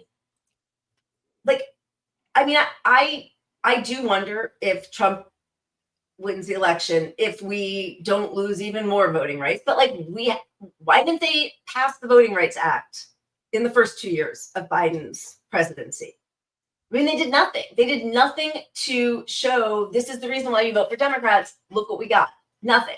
So, you know, probably it will be worse. I don't know. But also when we keep doing this, then the Democrats just keep getting worse. Biden is the furthest right Democratic president of my life. And that is what you get when you keep voting for the lesser evil. So something's got to change because I don't think it's harm reduction anymore. I mean, I haven't for a while, but like, I don't think you can make the case that Biden is harm reduction because half the country just shuts up and the other half pretends that he's some socialist and they move further right. And the Democrats couldn't give a shit about the left, and they just keep chasing after those few people who sometimes waffle back and forth. So it's not harm reduction to keep doing lesser evil. It's just not. It isn't. If you don't support genocide, if you see this as a genocide, if that's the side of this you're on, you can't look at this and say, Democrats think. You can't look at this and say that's harm reduction. Right. Because what more would Trump do? I mean, Trump is not going to be better on the issue, but you're not showing me how you're any better than anything the right could offer on this. Yep. COVID, you're not showing me you're any better than the right can offer than this. Yep. Fascism, saving democracy, voting rights, all that stuff. Well, that all gets bundled into you're not holding a debate and the country doesn't want you. The country doesn't want you. Like your own party doesn't want you, and you're not holding a debate. You're not holding a primary. So you're arguing all these arguments that they put out there. The best one they got, is Trump. They could point to Trump. Yeah, that's what they're going to it. do forever. But after that, they're trying to convince you you're doing better than you think you are with the economy. Right. You're wrong about your perception on the economy.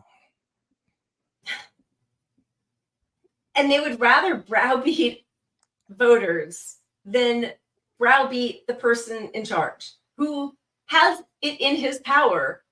And actually, I mean, I saw this right before we came on, but in the last few days since the ceasefire, in the latest polls, Biden's numbers have gone up a little bit. You know, when the child tax credit was started, his numbers went up a little bit. You know, there's a way to make people like you. Like this is transactional. Do something for people. Exactly. I'm happy to make it transactional. Like, yeah, everyone should vote on how this economy affected you. If the America just did that, we'd all have health care. We would all be getting paid a living wage. Rent wouldn't be through the roofs. Yep. Yeah. But instead, the voting is based on who funded you. Right. Who funded you, which is, Citizens United. It's all the lobby. Yeah, the lobbyists. I mean, AIPAC owns our government. AIPAC and the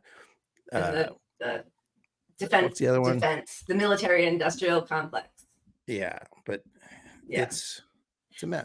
This was a really good tweet that, I know. Well, all right. Anyway, I just thought this was sort of funny, and it is so true. Every time I talk to a liberal is someone who opposes every war except the current war and supports all civil rights movements except the one that's going on right now.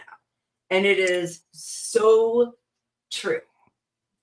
I mean, it is really just stunning and sad because the same people who will talk about Martin Luther King Jr. would have hated him when that was happening. It's too disruptive. Why do you have to say it that way? Riots at Stonewall go ahead, sorry. Well, I really think a liberal is just like the most susceptible to propaganda person there is. Don't do a deep dive into anything ever. Right. It's just whatever your team is saying. If you do, and you're following Israel, you're on the side of Palestine.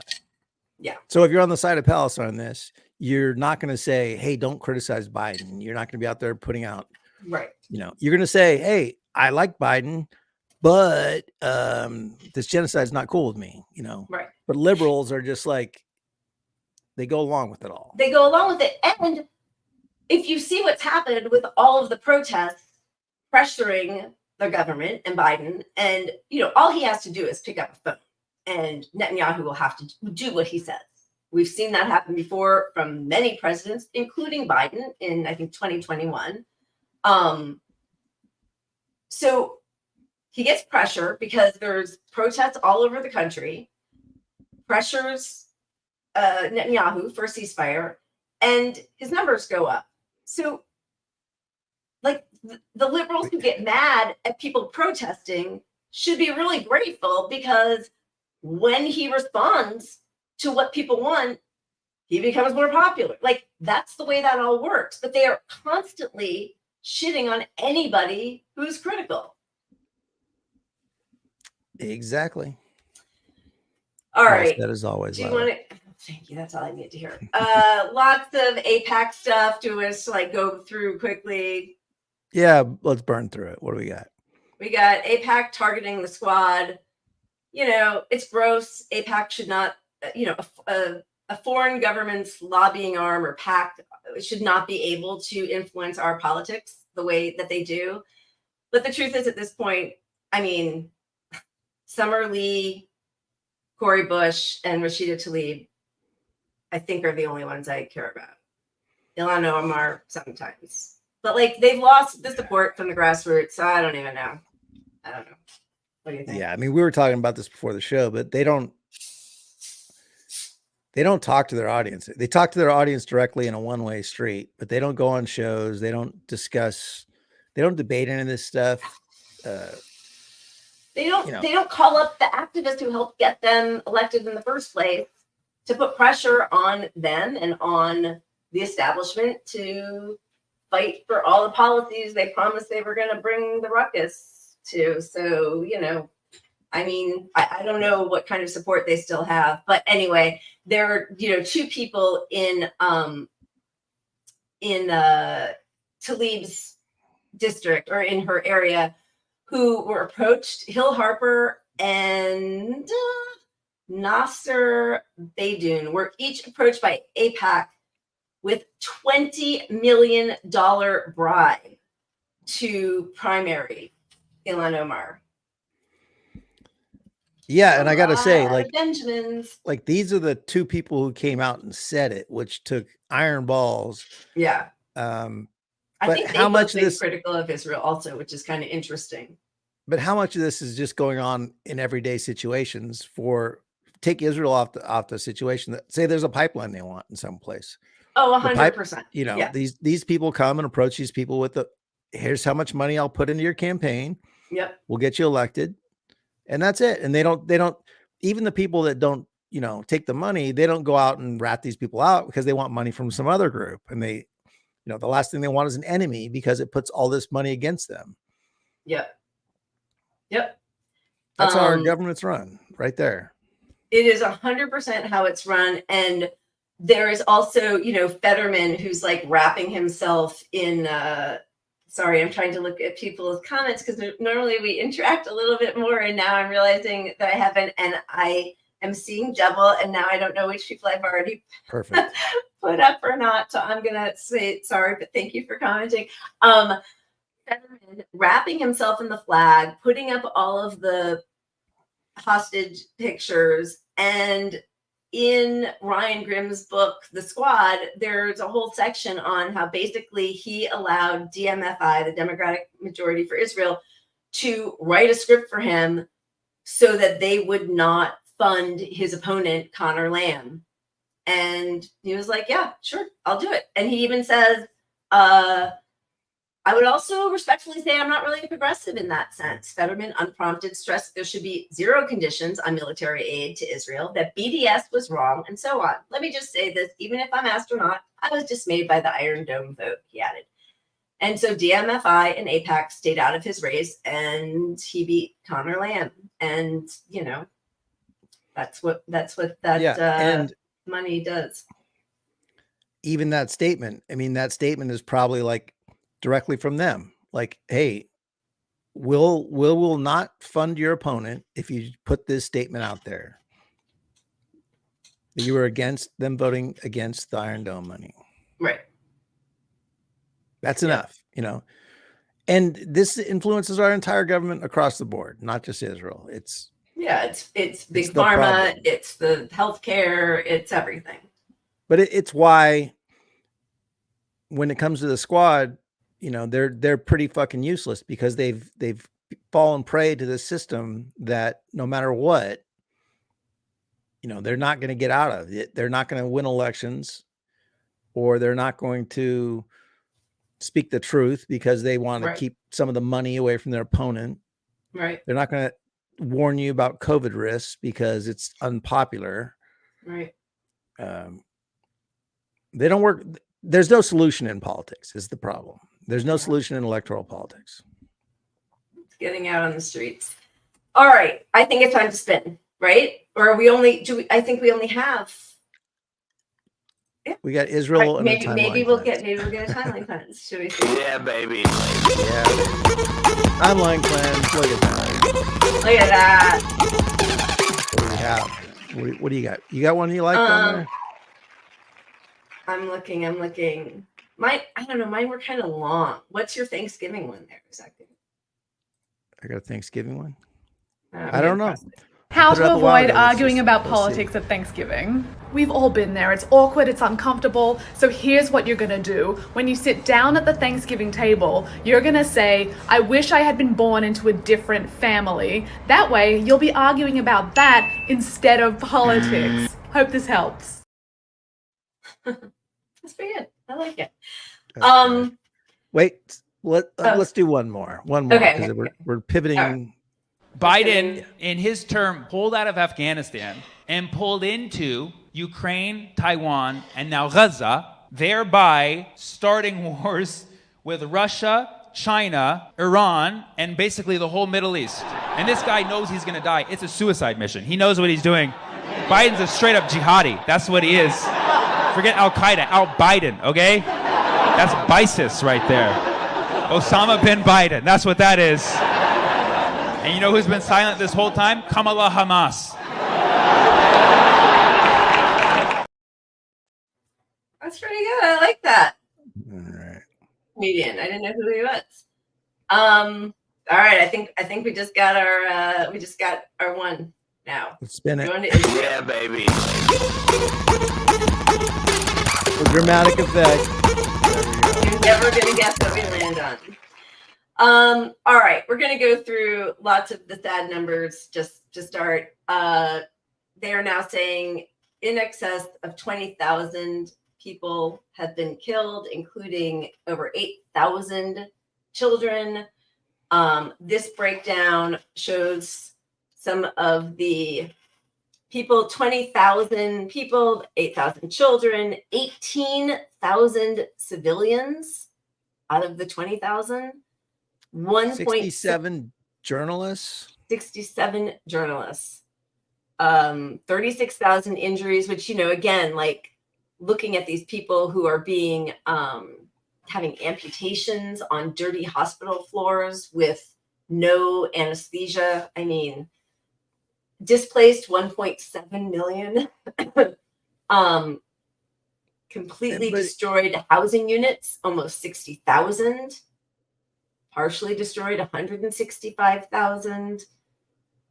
266 schools, targeted health staff 446, 91 damaged mosques, 3 damaged churches, over 1,000 destroyed industrial facilities, and 124 targeted health facilities, 22 hospitals, 46 ambulances, and 55 clinics. I guess they have just come out. I didn't read the report, but that the one hospital, apparently they, all the rest of the ones that they bombed, we're fine with, but the one from like a month and a half ago, one of the first ones, one of the first ones, apparently they're saying now really was like a missile gone awry from Hamas. But like, okay, so that was one, horrible, but like 22 ones they have just destroyed. But going back to, they're saying right now that Israel's military estimates it has killed between 1,000 and 2,000 Hamas fighters. So they've murdered 20,000 people. Yeah, And 18,000 innocent people for, giving them the maximum benefit. 18,000 innocent people for 2,000 bad Hamas people, fighters. but you've got 30 times that to come, according to those numbers. Right. Yeah. So that's 600,000, or so innocent civilians that are going to die according to their plan, which is to eradicate Palestine of every single one of these people, which is because a quarter of the population, not to mention where these people go back to. They have no place to go to when you eliminate a whole country like that.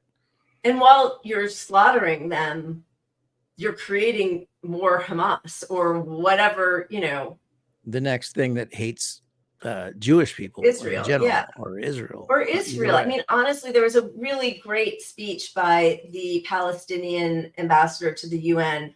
It was too long and I didn't have time to clip it. But, she talks about living in peace with Jewish brothers and sisters. There is a huge contingent that wanted peace, which is exactly why Netanyahu helped grow and finance Hamas, because he has been incredibly clear, even as Biden is saying the sort of antiquated two-state solution, but that's still what Biden wants, the two-state solution today. Netanyahu is saying, nope, there's no two-state solution. We don't want a two-state solution. Everybody in that government who is being vocal is saying, we want to raise Gaza, and Egypt can take some people, Jordan can take some people. They want a total ethnic cleansing. They do not want a two-state, and definitely not a one-state solution. They don't want anything like that. They don't want peace. So, and then they're saying everybody's Hamas. Even the children are Hamas. Some of the officials in the government have said. Well, to me, it's been clear that their main goal is to make the place unlivable. Yes. Because if they make it unlivable, then what's there to go back to? So there's no alternative other than these people leaving that country. Right. And that's what they're doing. You don't see brute force like that with 20,000 people killed in a few months. I mean, it's the highest civilian to combatant ratio of any war in history by a mile. Yes. There's nothing even close. And when like that chart just showed, I think it was 36,000 injured people and 20,000 dead. I mean, if they were using any precautions, that injury number would be at least a lot higher compared to the deaths, because they're just carpet bombing. They're bombing buildings and they're destroying the structure and way to have a living society. Yeah. It's not, there's no targeting other than. No, there's no targeting at all. They're targeting infrastructure. They're targeting hospitals, sewer systems. Country. Yes. This is crazy. The Israeli army has yet to kill more Hamas commanders than United Nations staff. So we know that recently it's come out that the IDF knew that real Hamas headquarters was about 8.5 kilometers away from the Al-Shifa hospital, even as they were bombing and destroying Al-Shifa's hospital. Just one war crime after another. This, I think, was pretty brutal, and deservedly so, against Biden. The head of the aid organization that runs the Indonesian hospital in Gaza wrote a letter to President Biden. You have destroyed the international rules of the game, insulted the authority of the UN, torn apart the sense of justice, and hurt human values, and tarnished the face of human civilization. Yes. It's not subtle. That's why, the whole effort now, which apparently is working on some degree, they're trying to position Biden as the calming force who has no power. He can't actually do anything, but look at him fight, and look, he's gotten he's gotten them to chill out a little bit on the genocide. That's literally the PR move, is like, yeah, they're being less evil now because of us. When the whole world knows they can only get away with this because of our still giving them money and weapons, blanket support. Right. And even like, you waited till 20,000 people were killed to finally put some pressure on. I don't know. I guess I don't think that deserves like a pat on the back on any level. It was revealed, this is so crazy, that Biden was concerned that a ceasefire would allow journalists to come into Gaza and report on the devastation from Politico. He was worried that journalists would get into Gaza and cover the carnage. There was some concern in the administration about an unintended consequence of the pause, that it would allow journalists broader access to Gaza and the opportunity to further illuminate the devastation there and turn public opinion on Israel. So while he was allowing that to continue, there have been reports now that from Reporters Without Borders that they were definitely targeted. They were explicitly targeting journalists. And I mean, he's right in the sense that that would be the outcome of letting people see reality. But that's obviously the disgusting part about it. I mean, the only reason that number went up to 20,000 is people went in there. And it's really probably 30 or 40,000. I mean, they're not accounting for so many buried under the rubble still. Exactly. And, you know, where does this get? There are the United Nations, or not the United Nations, but some of the humanitarian groups, they're saying that you're going to have as many people dead probably from starvation and malnutrition and disease. Disease. They don't have clean water. They don't have sewer diarrhea. systems. Kids are all have diarrhea outbreaks. So that number is going to double just absolutely shortly. And once you factor that number in, you're looking at a number of the ratio of combatant deaths versus civilian deaths now is estimated somewhere between 10-1 and 20-1. That's going to go up to like 40 to 50-1. Right. And so for the US to be supporting this when the nearest war to that level of casualty is like 7 or 8-1, this is not complicated. No. Is the point. This is immoral. It is absolutely immoral. All right. So they, have been releasing some hostages for prisoners, which is already such a strange, like so many of the prisoners are hostages, right? I mean, they're being held with no charges. Israel rules millions of Palestinians under separate legal regime, holds 2,000 plus in administration detention without trial or charge, routinely tortures and abuses kids in detention. Part of it's apartheid.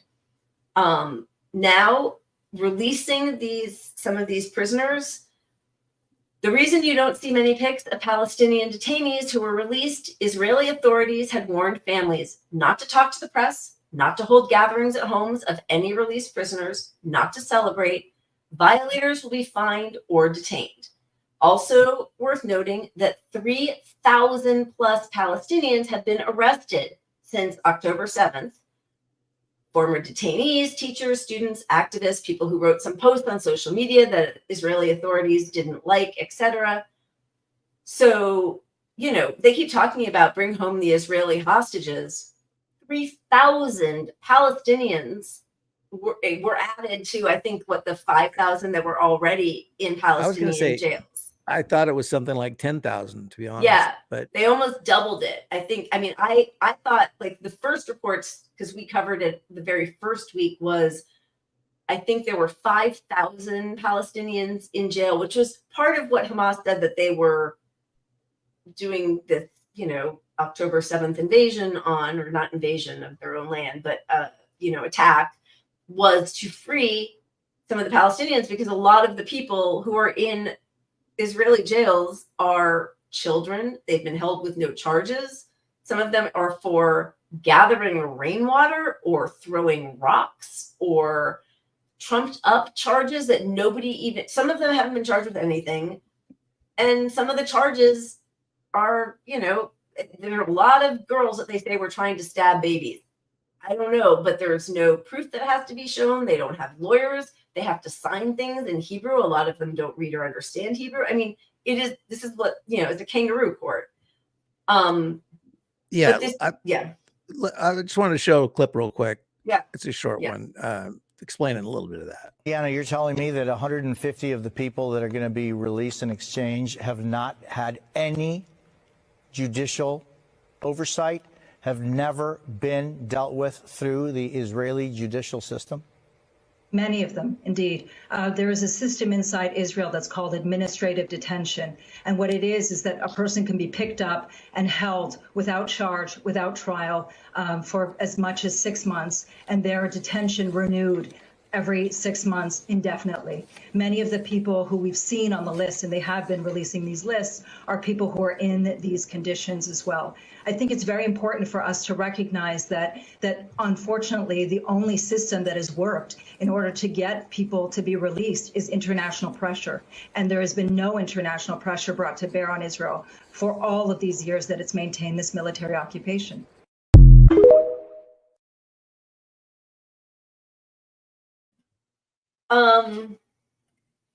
Yeah, that's the only democracy in the Middle East that we hear so much about. Yeah, this is the democracy that's keeping us safe. Yeah. Right there. So back here in the States, if you criticize Israel, even though a majority of the country wants a ceasefire, and like I think 80% of Democrats, if you criticize them, they between the ADL and our own government, who just had a where is this? Oh, well, okay. So this, sorry, I skipped something. I just wanted to go back really quickly because this was the breakdown of the 300 Palestinians who were going to be released by Israel. 233 of the 233 of the 300 have not been convicted of a crime. The vast majority are teenage boys. 124 are younger than 18, including a 15-year-old girl. And the IDF prohibited journalists from talking to released hostages because, you know, there has been a lot made of hostages who've been released saying how well they were treated. And I don't know, and I don't think anybody can really tell if that is true or not. You know, if they are leaving behind friends or loved ones or anybody else who's still a hostage, there's probably worry. Oh boy, did I freeze?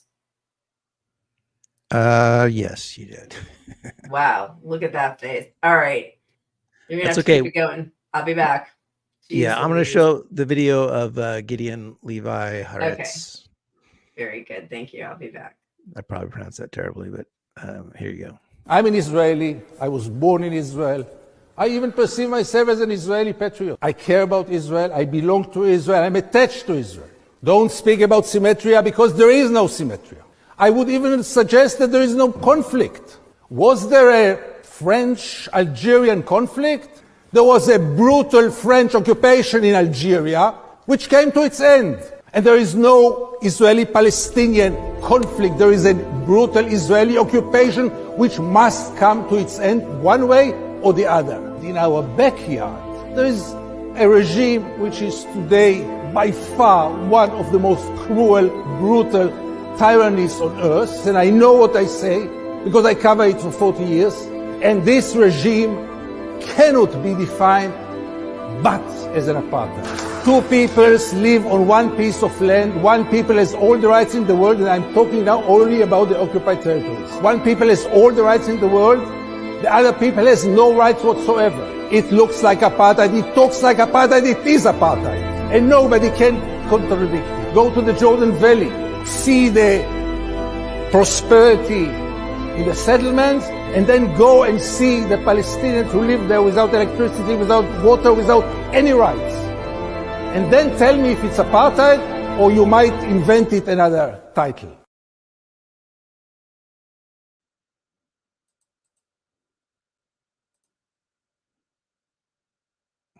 I'm back. Oh my God. We're pressing the buttons at the same time. Okay. And before we get to what's happening to some people here in the US who are criticizing, I just thought this was a well, you know, very clear depiction of how the language of dehumanization, how we talk, or the, you know, media talks about Israelis and about Palestinians. So for Israelis, it's Right. children, Palestinians, people under 18, Israelis, it's civilians, Palestinians, it's collateral damage, women and children, versus human shields, hostages versus prisoners, which obviously implies that they've done something, they deserve to be hostages, killed when it's an Israeli person and died somehow when it's Palestinian. Attacks happen against Israelis and explosions just magically appear for Palestinians. Alan McLeod over at MinPress has a couple more. Terrorist headquarters is a hospital, surgical strikes, carpet bombing. Defending yourself is a big one, which is killing others. And then he points to an article in The Guardian. The hostages to be freed are women and children, and the Palestinian prisoners are also women and people aged 18 and younger. They're not And the thing about all that is, like, you know, we laugh about it or whatever, we notice it. Yeah. But once you're aware of it, and this goes to all the coded language used by the press, this pattern happens all the time. I mean, yeah, if you decoded CNN and used this, you're going to see that they're framing things a certain way, and it affects every issue that progressives want on the left. I mean, healthcare will be the same thing. COVID, any economic thing is going to be framed that way. Who's suffering? It's the business class suffering. When there's strikes, right? Union strikes, exactly. Yeah. And so the new thing now, as they're sort of being revealed more and more, I mean, I think Israel was used to having their propaganda believed by everybody.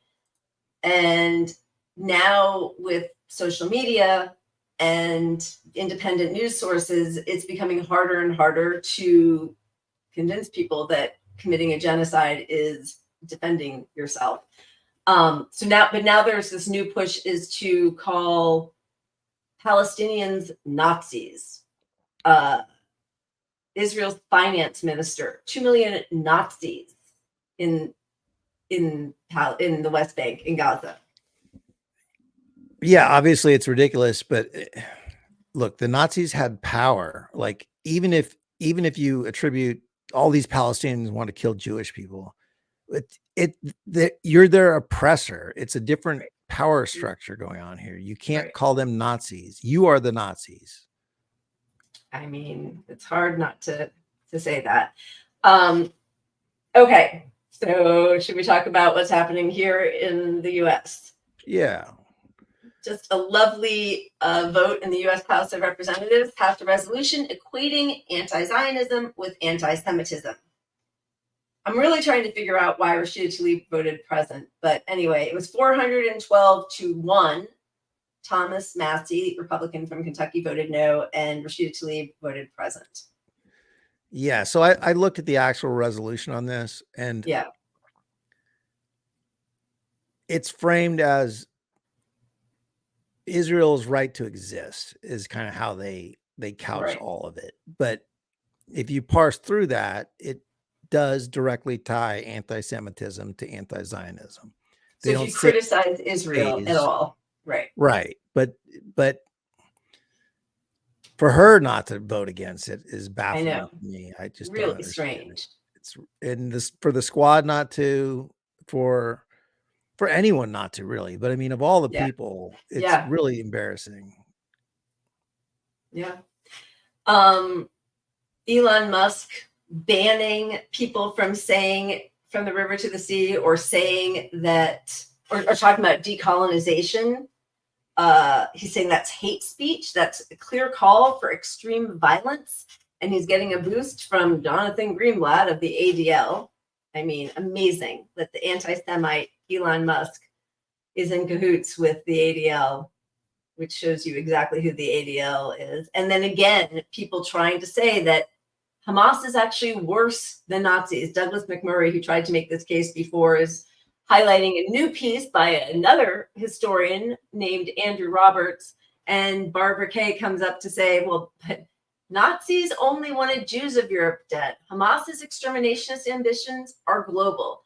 They are trying to push this. I don't really think, Hamas tried at the beginning to release hostages, and Israel refused to allow that to happen. I just don't think that this is going to work on a global level. this idea of equating Hamas with Nazis or all Palestinians with Nazis.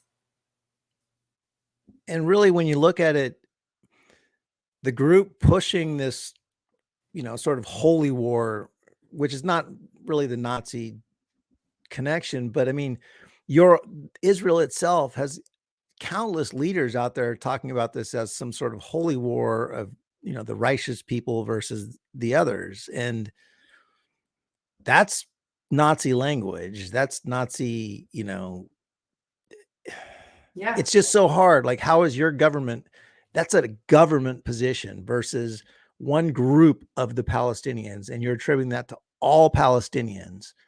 Like, as you slaughter them. Like, that's the thing. You're committing a genocide. You're killing kids. You are killing doctors. You are destroying hospitals and schools and mosques and areas where you said to go seek refuge. I mean, the world is just upside down, and that they're allowed to say these things and say it's targeted, and that the Palestinians, I see people writing this if Palestinians put down their weapons, the war would be over. If Israel puts down their weapons, Israel would be over. Israel would be destroyed. But that's just not borne out, because before October 7th, there were 2.3 million Palestinians in Gaza being kept in an open air concentration camp with almost no water, almost no electricity, almost no food. So I don't understand how they think. I mean, but they're getting away with it because they're doing it in front of everybody. I mean, it's amazing. They're getting away with it because the U.S. is ignoring it all. If the U.S. wasn't a powerful country, if we were just France or something, right, without the power to put our allies, the only coalition supporting Israel at all is the U.S. group. It's us and our allies who support it less than us. Right. They all support it less than us, but they support it because we condone it. Right. Meanwhile, if you look at Ukraine and Russia, I mean, Russia hasn't committed 1/10 the atrocities that the Israel's committing, and we're out there saying in a year and a half.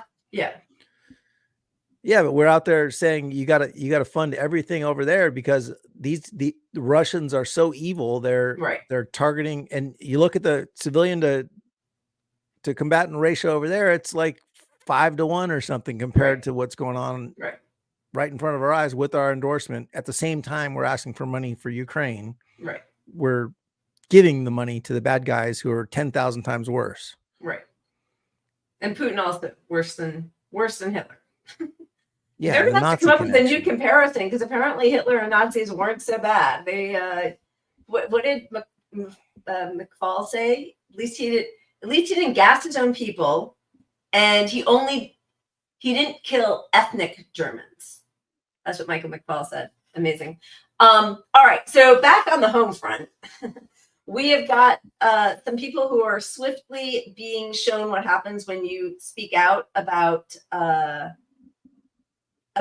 Israel's genocidal policies.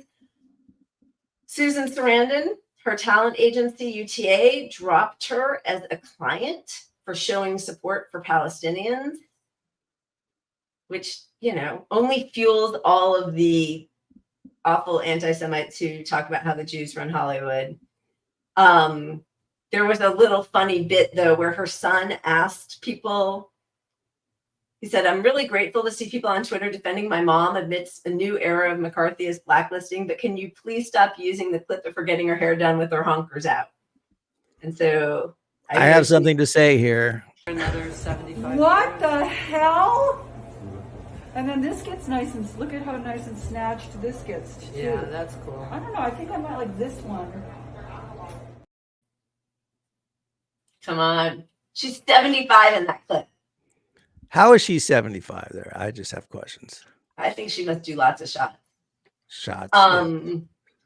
All right. We also saw 2 people from Scream. So they fired one of them, a lesser known Melissa Herrera actress. was fired. And it seems like Jenna Ortega tried to get out of the contract in solidarity. They've kind of walked it back a little bit, but I don't know what's going to be happening with Scream franchise after this. But this really is, we are in this is McCarthyism right now. Yeah. And so we have to support the shit out of all these people speaking up against it right now. Absolutely. And we need to join every boycott possible to make this hurt them financially. 100%. Yeah, Vincent Bevins, who wrote the Jakarta Method, has a new book out, and he had been invited months and months ago to a conference. He was disinvited. But again, there are, in Toronto, there was a pre-dawn raid of people who they said committed a hate crime, which was actually they were plastering posters on the window of a bookshop owner who also works to recruit foreign soldiers to go work with the IDF. Yeah. Right? But so they're calling it a hate crime. That's not a hate crime. That's political speech. That's not anti-Semitic. That is anti-Zionist. Yeah, and when you get to a point where, look, maybe you can call it vandalism, and there'd be a charge, and they'd pay their $700 or whatever it is. Not that I know the exact amount because I haven't vandalized in a while, but you're turning every action into some severe crime that it's obviously to suppress speech. And you got the kids that what was the bomb maker? I forgot about the name. What's recently? Oh, M something E something. I don't know. Oh, the other. You mean the wait. Did we pull slides for that one? We did, didn't we? This one, Elbit. Yeah. So weapons manufacturer, right? So Yes, they were vandalized. Protesters are blocking the entrance. It's a hate crime. It's an act of vandalism, not free speech. And then they're going to say that's anti-Semitism. Right. So you got this handful of activists vandalizing a bomb maker, and that's somehow turned into hate speech because that's the maximum. They got to stop this. They have to stop, right, however possible, us speaking up about this stuff. Well, yeah, we've been speaking. And that's going to be, it is going to be chilling in a lot. That's why we have to act in big numbers together because, when these people get 20 years for a protest or something, right, that's really fucking scary. And when you have it is scary. Yeah. When at the same time you have Congress out passing a resolution saying, any anti-Zionism is anti-Semitism. And not a single member of the squad votes against that. That's scary shit. Yeah.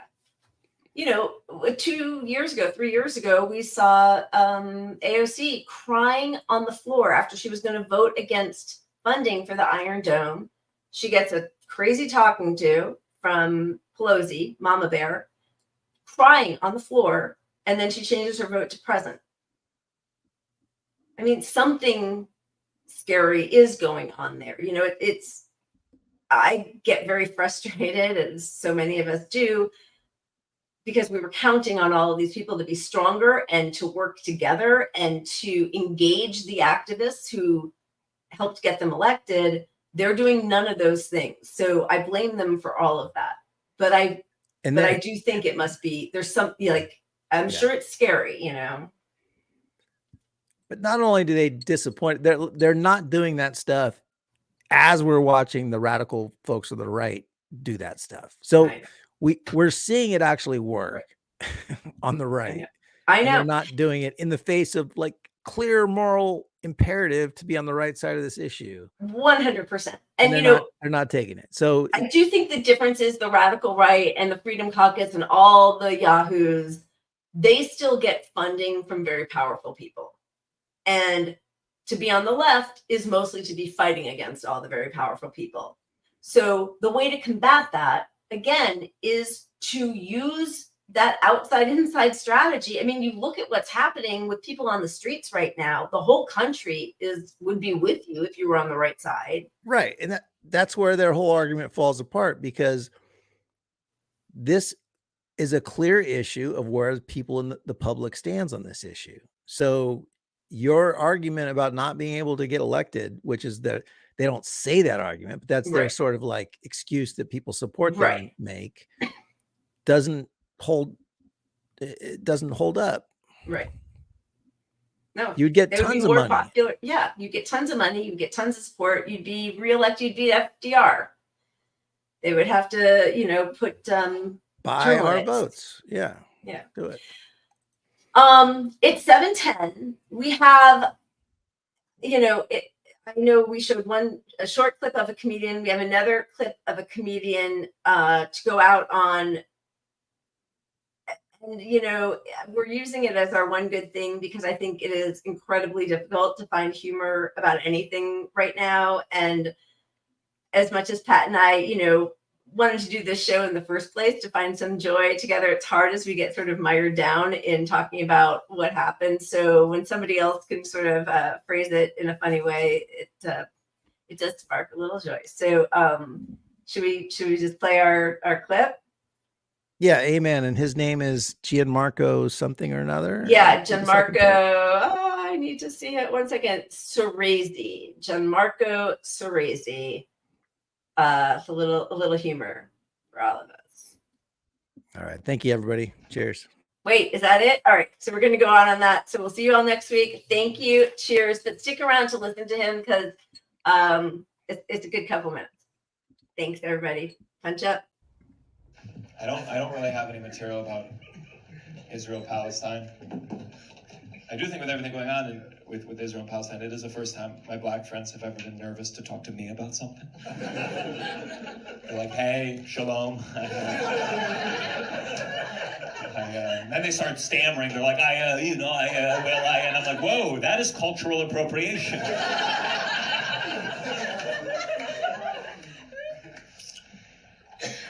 I don't fucking know. I've had some tough conversations with my more conservative parents. You talk about Israel Palestine, it makes you miss those kind of like easier to swallow debates like trans women playing sports.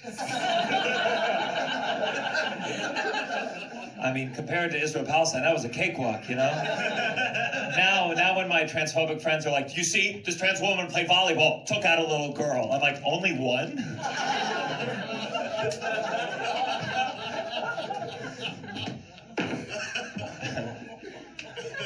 Good. Yeah, I don't know, man. I don't fucking know. I have an Israeli barber. He does my beard, and while he was cutting my beard, he was asking me about my thoughts on Israel and Palestine, and I noticed that the closer the blade got to my throat, the more I became pro-Israeli.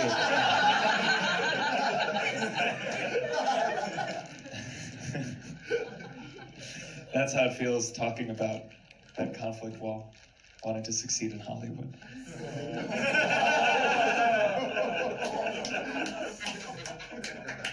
It's tough because even if you want to critique Israel, the problem is there are anti-Semitic people out there. I've seen them. People say all that shit. People say to my face, they say the Jews run Hollywood. And I'm like, well, then how about a fucking thank you? Have you ever sat through a Christian movie? They fucking suck. Oh no, the main character died. I wonder if he'll come back to life again, you fucking hacks. They say all sorts of shit. They say the Jews run the banks. The people complain about the Jews so much. You know what? They sound like fucking Jews. They say the Jews run the banks. Then take your money out. But they never do. They never take the money out. You know why? They don't trust their money will be protected by the cops, because the cops are not run by the Jews. We would, but we're kosher.